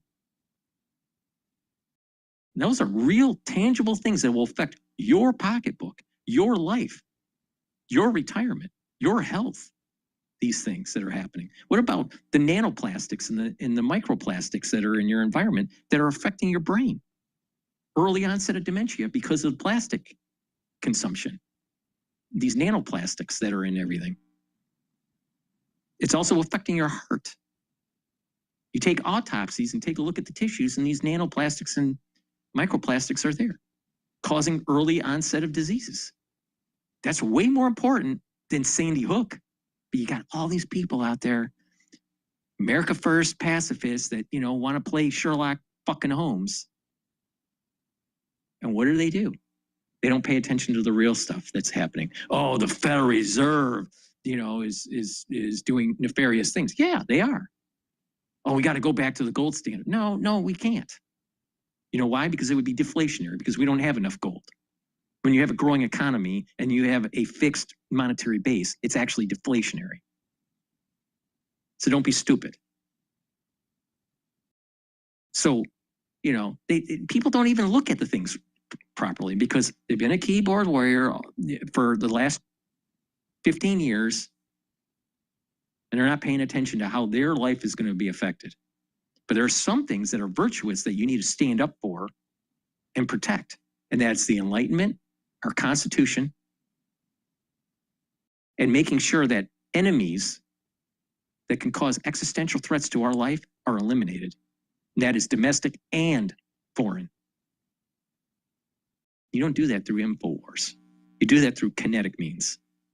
It's always been like that throughout all of human history. So let's go back to Mad Cow. Be cruel. As Alex Jones repeatedly pushed that insanity on InfoWars, some of his fans subjected the grieving families in Sandy Hook to years of online abuse and harassment and death threats. Years into it, in 2018, several Sandy Hook families sued Alex Jones for defamation. Juries found him liable. The families were ultimately awarded about $1.5 billion. But the families have never received a penny of that because Alex Jones declared bankruptcy after the verdict. A bankruptcy judge ordered that all of InfoWars' assets, including intellectual property, the InfoWars brand itself, needed to be sold off to help Alex Jones satisfy those debts to the families. Well, you may remember about 1.5 years ago, we learned that the surprise winner of an auction of InfoWars assets was the satirical news site, The Onion, for which Alex Jones and InfoWars would, of course, be a delicious punchline. The Onion would turn InfoWars into a parody of itself. stop it from doing more harm, start maybe repairing some of the harm that it's done. You might also remember, though, that almost as soon as The Onion got a hold of InfoWars, they lost it again. Alex Jones challenged the auction. It's been tied up in court ever since. But then today, a breakthrough. This is the front page of The Onion tonight. Look, The Onion, InfoWars. You can see the top story in the upper left there. At long last, InfoWars is ours. You see the InfoWars logo with the onion for the O in info on the upper right-hand side of the screen. The Onion today announced that pending final approval by a judge, they have reached an arrangement to actually truly take over InfoWars. The Onion's new InfoWars page, like the original, is chock full of scammy ads. This is a classic example of what I'm saying.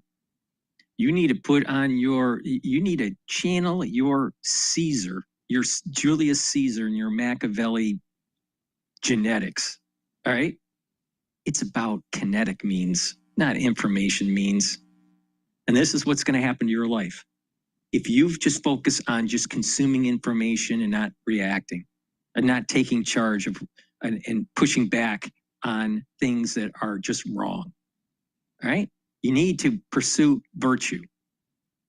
And if you have that foundation of the Enlightenment as your as a cornerstone, and you focus on as pillars that are resting on that foundation, God, country, and family, you will be virtuous. But we don't have enough people like that, unfortunately. You see an enemy, you go march into Gaul, you chop their fucking heads off. There's no information about it. There's no information war about that. That's what Julius Caesar did. And he won.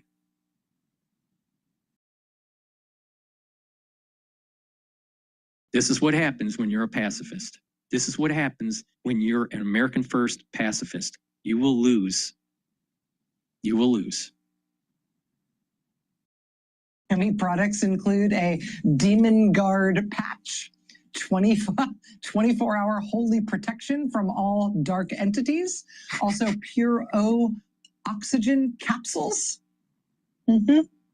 as well as an offer to, quote, learn to float, discover the secret.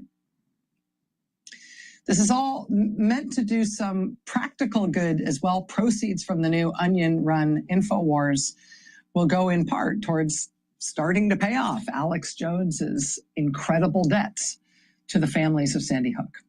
Joining us now is my old friend, Ben Collins, CEO of The Onion. Ben, congratulations. Thank you so much for making time to be here tonight.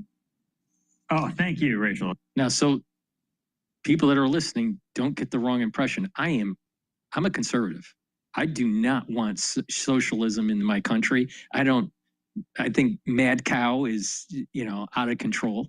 They want to they want to erode the Second Amendment. She's a lawyer, and she, you know what it is she's making tons of money being on MS Now, and she's syndicated, or and you know what? She believes in a lot of things that are just antithetical to this country being virtuous. The way of her own lifestyle that she chose is antithetical to God, country, and family. All right? I don't need to go into the details of it. Everyone knows what she is. But the thing is that it is important to call out on the stupidity on the right, too. Alex Jones did it to himself. And what he has been given on a silver platter is the gloating of the socialists, of the libtards. Still think InfoWars is getting the job done? The only thing that's going to get the job done is Captain America busting some heads. Quite a day. What didn't I say about this that you want people to know? Or did I say anything about it that I got wrong? No, you got everything right. I do want people to remember that it was 9 days after the election, the 2014 election, where we saw the burning building known as the InfoWars auction and walked directly into it, knowing that likely no one else but Alex Jones is going to bid on that thing. And we won that auction, and then it was held up in court for reasons no one understands. And, for 17 months, we were threatened by Alex Jones with the long arm of the Trump government, where he had a lot of friends. And, thankfully, these families, my staff, everybody saw it through. And we're about to take over this thing and do something really fun. Can you tell us more about what your plans are for InfoWars? I mean, obviously you've got the InfoWars website, but what else do you get? And what should we expect you to do with it? Yeah, we'll get everything inside of that way too vast studio in Austin, Texas, where I think we also get like a rowing machine or something. There's something in the inventory list. It's a little ridiculous, but we're excited to find out what's actually in there.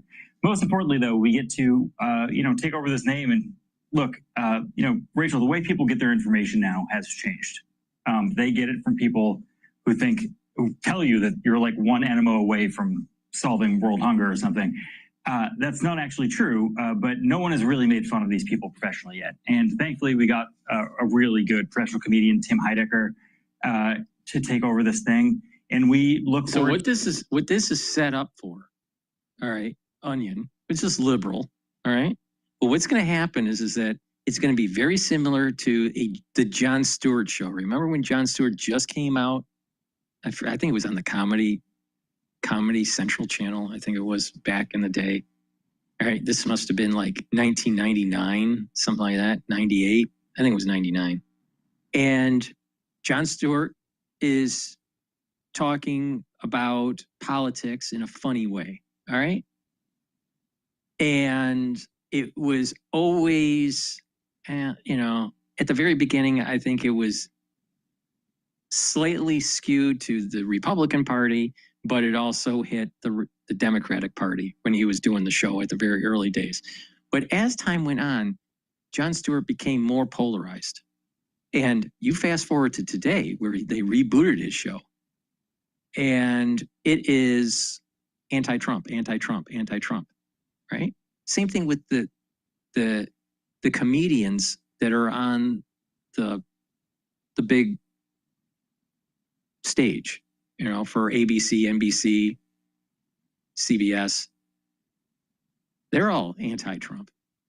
So what's going to happen here is that now they're going to go into the potosphere, they're going to go into the Twittersphere, and now they're making fun of the alternative news.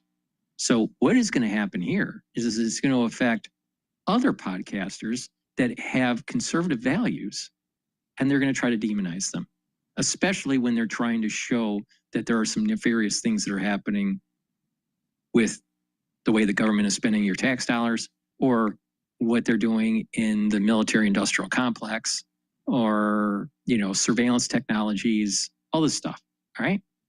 And now we're going to be demonized. InfoWars ended up making podcasters that are trying to share information on how to improve people's well-being either in finance or in health harder. So did InfoWars really work? No. And this is why I keep on saying, you can't win wars with info, because other people will use means to curtail your activities. And that's exactly what happened with Alex. Now it's going to be harder. Now what the Onion is the potosphere version of Jon Stewart. Okay, all right. And keep on letting your Constitution get eroded, because people like him, people like Mad Cow, they want to erode your First Amendment, and they want to erode your Second Amendment. They want to erode your Fourth Amendment. They want to erode a lot of your amendments. And guess what? That means that you're losing your constitutional freedom. That means that we're losing the foundation of our constitutional republic. What are we going to do? You're just going to let it happen? The only way to stop it is kinetic means.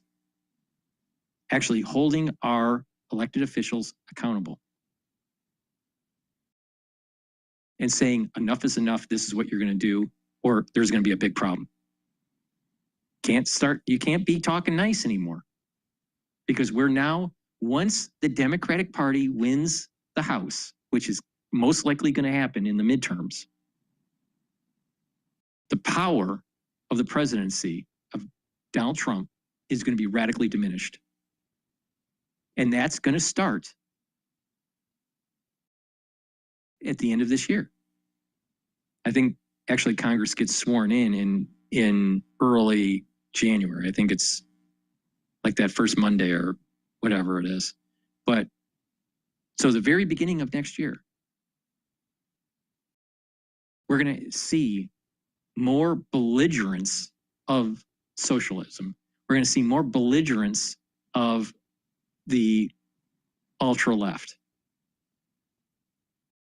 And that's what America First pacifism created. You know, the big podcasters like Candace Owens, Tucker Carlson,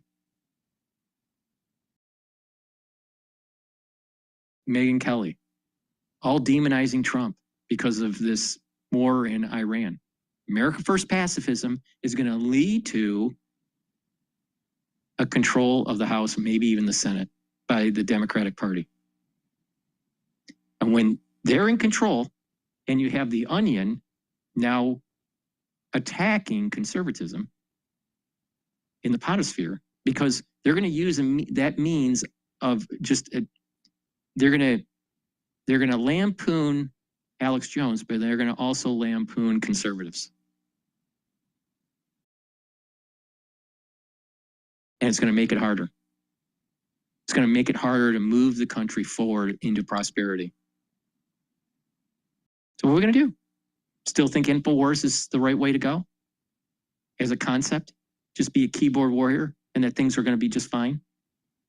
I don't think that's what our founding fathers, which I'm a direct descendant of, thought during the revolution. I don't think that Jefferson thought that being a keyboard warrior was the way to water the tree of liberty.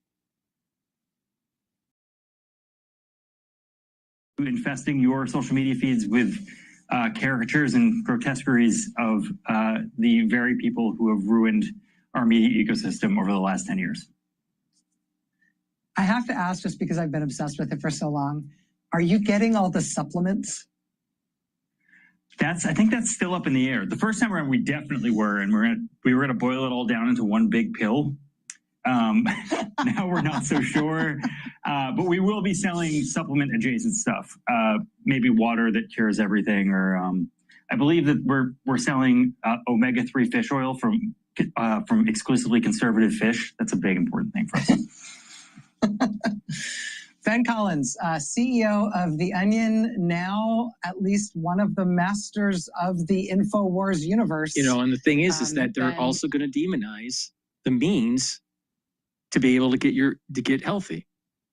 They believe that allopathic medicine is the right way to go.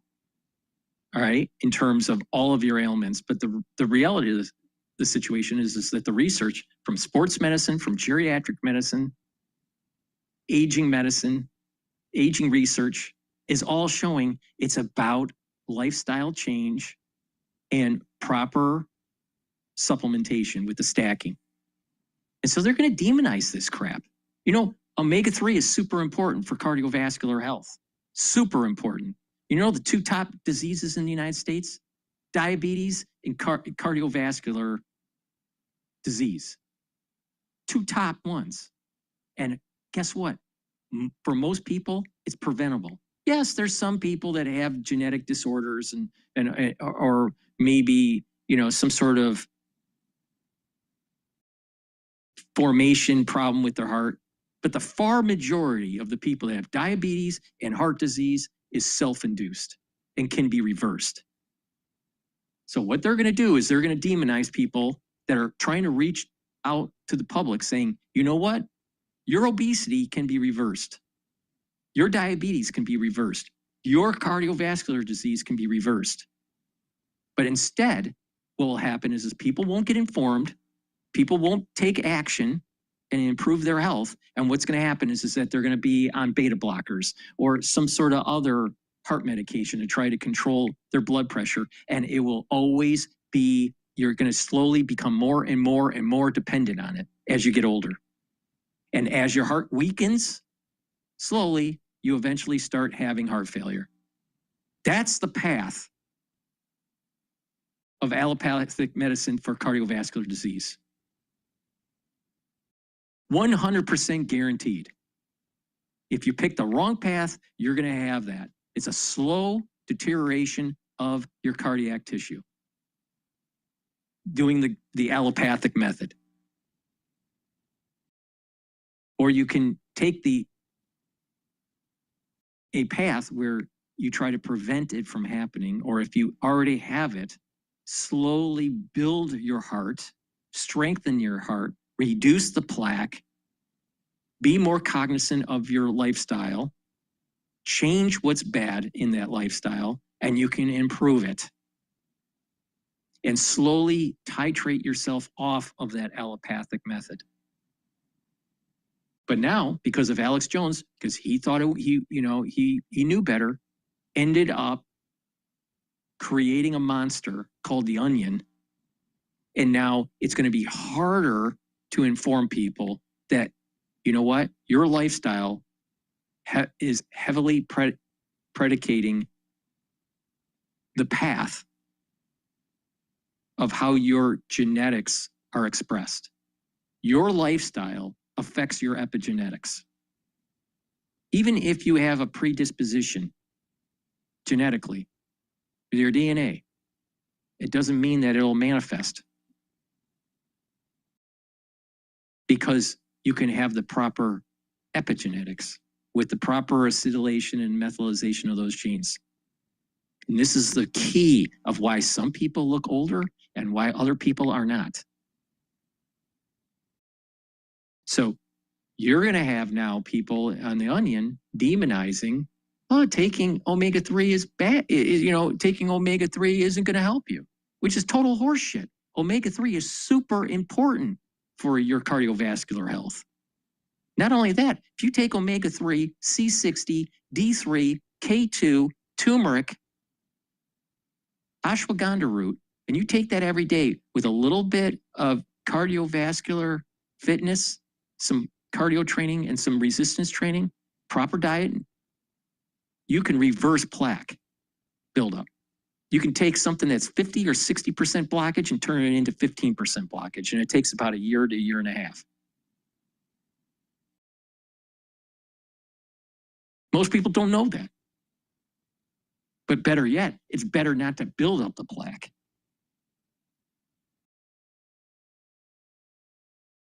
Stupid. That's what's going to happen. More people are going to have cardiovascular disease. Thank you, Mad Cow. Thank you so much for being a stupid ass, because you're a lawyer. Most lawyers out there are stupid fucks. All right, let's go to the National Review, because you know what? We need more conservatism in our world. Trying to save money on business travel? You should definitely use Navan. Navan's platform helps our companies save money by giving us... Hey everyone, not for the first time, the left is very upset with Supreme Court Justice Clarence Thomas. Take a look at some of these headlines. I'm Rich Lowry of National Review. Now, Clarence Thomas gave a speech at the University of Texas last week that was wonderful about the Declaration of Independence. I think there's a good case that Clarence Thomas is the greatest living American. Incredible personal story, has had a huge impact on our national life, a man of courage and principle. But let's put that aside. Maybe a topic for a video on another day. But Thomas, in the course of this speech, portrayed progressivism as a clear and present danger to the truths of the Declaration of Independence and our constitutional system. This got, of course, progressives very upset. They say this is a partisan attack. It's unfair to progressives. It's historically illiterate. So who is correct? Well, I think as usual, it's Clarence Thomas, but let's delve into why. And here he is beginning to make his case in the course of the speech against progressivism. At the beginning of the 20th century, a new set of first principles of government was introduced into the American mainstream. The proponents of this new set of first principles, most prominent among them, the 28th President of our country, Woodrow Wilson, called it progressivism. Since Wilson's presidency, progressivism has made many inroads into our system of government and our way of life. It has coexisted uneasily with the principles of the Declaration. Because it is opposed to those principles, it is not possible for the two to coexist forever. So there, Thomas is setting up Woodrow Wilson as the paladin of turn of the century American progressivism and describing how progressivism viewed the Constitution as a living document, as our constitutional system, as something that was dated and needed to be moved beyond so history could progress into the sunny uplands. Then Thomas went on to make this point. We were fortunate not to trade our lock-in bonds for the supposedly enlightened world of Hegel, Marx, and their followers. Fascism, which after all was National Socialism, triggered wars in Europe and Asia that killed tens of millions. The socialism of the Soviet Union and the People's Republic of China proceeded to kill more tens of millions of their own people. This is what happens when natural rights give way to the higher good of notions of history, progress, or, as Thomas Sowell has written, the visions of the anointed. Okay, so cue the outrage. Let's look at some of these headlines. SCOTUS blog, Justice Thomas's wrong-headed attack on progressivism. Salon, Clarence Thomas's attack on progressivism should alarm you. Daily Kos, Justice Thomas's vile, slanderous attack on progressivism shows just what we're up against. And the New Republic, Clarence Thomas just can't get American history right. Now, Clarence Thomas's case against Woodrow Wilson seems unassailable. He was impatient with traditional constitutional constraints on the federal. Woodrow Wilson also helped to usher in this almost technocracy. We're talking about the Federal Reserve in controlling the monetary supply. We're talking about the League of Nations, which we weren't a part of after World War II, after World War I. But eventually, after World War II, we boot up a spinoff of the League of Nations, which is what we call the UN, the United Nations. But this guy was a technocrat. And this is the problem with socialists. They want the technocracy. They want to build in the technocracy. Why? Because they know better. It's nanny state. They're going to tell you on how to live your life. Because they're experts. They're experts. Mad Cow is an expert on omega-3. She's an expert. I wonder how many autopsies she's done. Fucking dipshit. He thought we should be governed by enlightened administrators and experts. He was a racist who resegregated the federal government. He supported eugenics. He suppressed dissent during World War I. So what is the progressive rejoinder to this case against Wilson? It's basically, Woodrow Wilson, we've never heard of the guy. Here's the New Republic. Thomas is correct that progressivism was introduced around the turn of the 20th century, that Woodrow Wilson was the 28th president, and that Wilson was a progressive. The historical accuracy ends there, though. Presenting Wilson as the inventor of progressivism is historically illiterate, akin to saying that Joseph Stalin invented communism or that Ronald Reagan invented conservatism. Salon has basically the same take. Thomas spent an inordinate amount of time lambasting Woodrow Wilson as progressivism's intellectual and spiritual leader, when I would guess that most people who identify as progressives today couldn't tell you when he was president, much less what he believed in. And if they do know who he was, they would almost certainly reject vast swaths of his philosophy. He was, after all, an unreconstructed racist and eugenicist, something Thomas seemed to suggest as a feature of progressivism, which could not be more wrong. None of this is particularly convincing. The New Republic says, hey, look, progressivism began before Woodrow Wilson came around. But Thomas isn't denying that. He's just saying that Wilson was extremely important and prominent and was president of the United States. Salon says, well, today progressives... I think what Thompson was basically stating was that the president that ushered in the progressivism opened up the door and let the floodgates in. All right. It was Wilson. And I think that Thomas is right. It got even worse under Roosevelt. Forgotten about Wilson, or they've even turned their backs on him because he was such a terrible racist. Fine, no one's denying that either. It's just that was a very long time coming, and progressives spent decades and decades valorizing Woodrow Wilson because they recognized Wilson as one of their own. He created an aggrandized government that had leapt the traditional bounds that had limited the government prior to that. And FDR, still a great progressive hero, built on what Wilson had created the foundations for.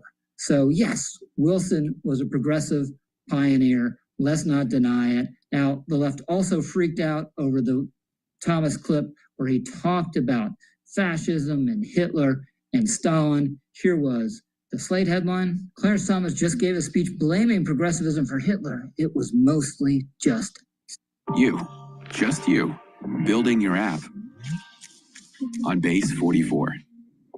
Sad. Now, Thomas didn't blame progressivism for Hitler. He did say, it's not in the clip I showed earlier, but it's related to it. He did say that Hitler, Mussolini, Stalin were intertwined with progressivism. I might put it a little differently, that progressivism and these totalitarian movements partook of Nazis. The Nazis, just by definition, National Socialist Party. The National Socialist Party, all right? Socialism is in the term, all right? Spirit of the age that had impatience with any constraints on government power, believed in mass politics and corporatist policies and the like. But progressivism and totalitarianism are distinct phenomenon. But where Thomas is on totally unassailable ground, and none of his critics give him credit for this, very tellingly, is that once you reject the Lockean foundations of the American system and no longer believe we have natural rights, no longer believe that anything is fixed, you believe in history marching forward with a capital H, there are no constraints on government power. So Wilson was not a Nazi, but there's a reason he supported racist policies or eugenics. He didn't feel that check from a Lockean understanding of the American system. This is why you get an 8-1 Supreme Court decision. Thomas cited this, Buck v. Bell, in his speech, 8-1 decision upholding a Virginia sterilization law, one of the most notorious decisions in the Supreme Court's history. Oliver Wendell Holmes, a progressive in good standing, wrote the opinion, one justice against it, one dissenter, happened to be the traditional conservative. He was a guy named Pierce Butler. So he actually, in effect, ran a controlled experiment in real time, getting to the deeper point that Clarence Thomas was making here. On the one hand, we had Woodrow Wilson, again, active supporter of segregationists, eugenicists, jailed his opponents during World War I. And then, several years later, but same basic time frame, we have Calvin Coolidge, who gave one of the greatest, if not the greatest speeches extolling the Declaration of Independence. Thomas quoted it with great effect in his University of Texas talk, who wasn't an active supporter of segregation, wasn't a eugenicist, wouldn't even occur to him to jail his political opponents because he had Wilson unmoored to the American founding, thinking it's the past and we need to get beyond that small time thinking. And then you have Coolidge deeply tethered to the vision of the founding fathers. Now, Thomas is saying that Calvin Coolidge supported view is the ultimate protection of our rights, because if you have that view of natural rights, that view of the fixity of the Constitution, then you can't get fascism. You're not tempted to jail your political opponents. And he isn't saying at all that everyone on the left is a threat to our system of government. No, there are plenty of liberals who believe liberal things, who also believe deeply in our system of government and natural rights, and will stand up, for instance, for things like free speech. Progressivism as a philosophy is different. It believes in a so-called living constitution, just the way Woodrow Wilson did back in his day, which means, in effect, we don't have a constitution, or we only have a constitution when it's politically convenient. Otherwise, it's perfectly fine to work around it or to get judges to reinterpret it. And what Thomas is saying, it's a profound point, is once you've ceded that, once you believe that's how government can operate, in theory, there is no check on any. This is why I keep on saying that socialists want to erode our Constitution. Socialists don't believe in a constitutional republic. They believe in a democracy. Those are two totally different things, because a democracy in its purest form is mob rule. And you don't have property rights. This is the reason why it's so important to anchor yourself to the foundation of the Enlightenment. Life, liberty, and property rights. And that is guaranteed in our Constitution. But if you have a society willing to erode that ideal, if you have a society that says that the Constitution doesn't mean anything, if you have a society that basically says that democracy supersedes a constitutional republic, we no longer have our country. And that is a major problem. Now, how many people are willing to stand up and actually fight for that? Fight for a constitutional republic? Very few, unfortunately. Very few. Most people are stupid. Most people, all they care about is their own little world. They're very self-centered. And they don't realize that people are eroding their Constitution. They're eroding the freedoms that we were born into. This constitutional republic is worth fighting for. And no matter how many keyboard warriors you have, no matter how much information warfare is out there, it's not going to do a hill of beans. It's not going to do any good. The only way is to fight. The only way is to have kinetic means. It's basically, do not tread on me or there will be a war. And that is the way our whole system of government has been built up on. You can't allow these socialists to erode our Constitution. It is not acceptable. It is not acceptable. But because of the craziness of the Trump administration with being wishy-washy with dealing with Iran, because he's been wishy-washy with the tariffs, he's been wishy-washy in terms of ending, finishing the construction of the White House. Everything he touches is in a state of flux. It makes his presidency look weak, not strong. And I voted for the guy 3 times. I want him to succeed. But what's going to happen is that the Democratic Party is going to win the House and maybe even the Senate. And it's going to usher in this swing of the pendulum is going to go now not towards conservatism. It's going to go more towards liberalism. This ultra liberal socialism that is taking place in the Democratic Party. That's not good for our country. And not only that, it's going to cause more debt. We're not going to be just $40 trillion in debt. We'll be $45 trillion in debt. We cannot survive this. But everyone was just typing away, thinking everything's going to be, copacetic. InfoWars destroyed America. The only way to reboot America is to be forceful.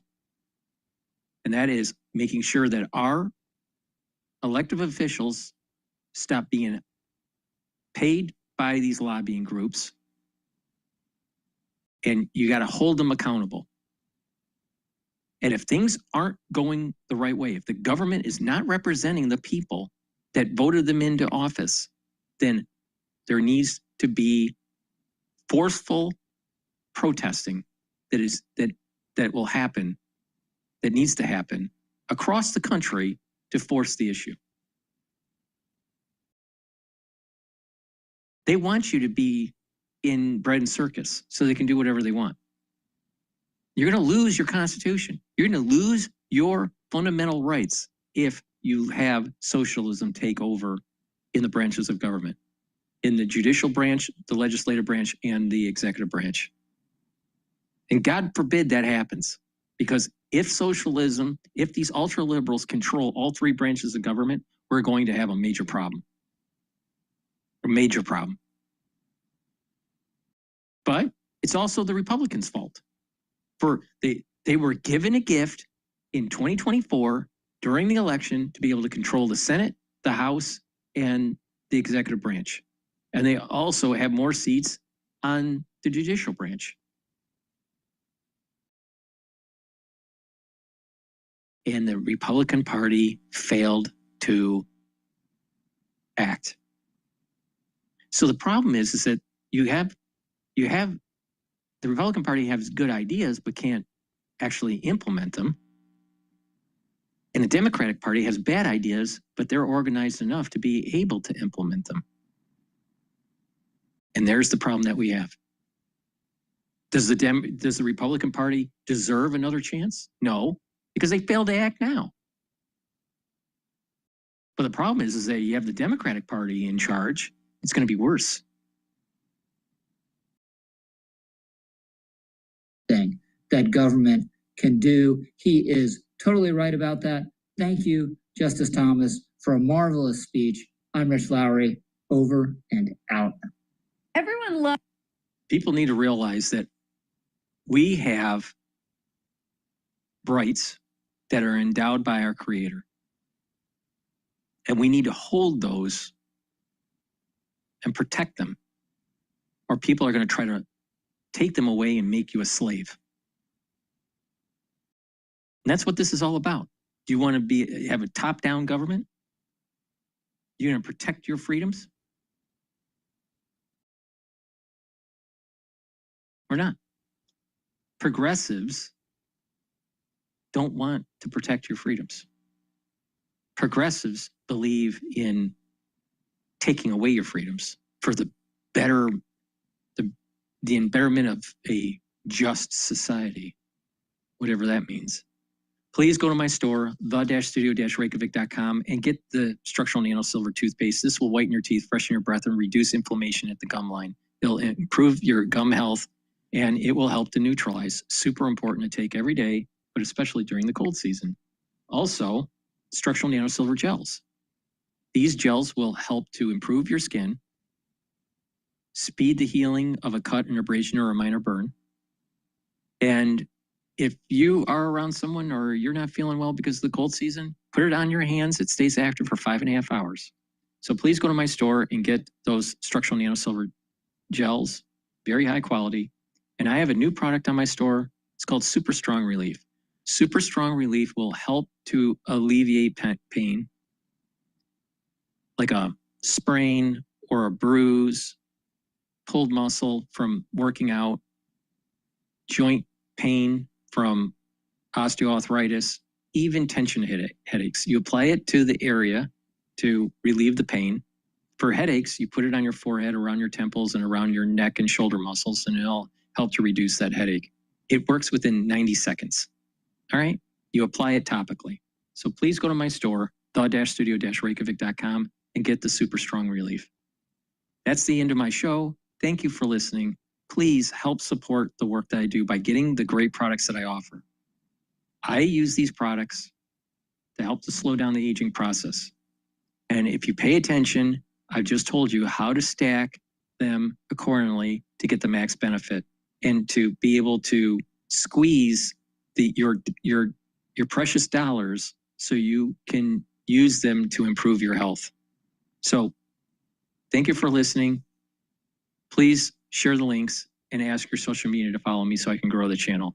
I'm here to try to help people get healthy and also how to navigate through the financial markets. And if you've been paying attention to me, I've been telling you certain resistance levels and certain support levels of the S&P 500. If you pay attention to when those are triggered, you make money. All right?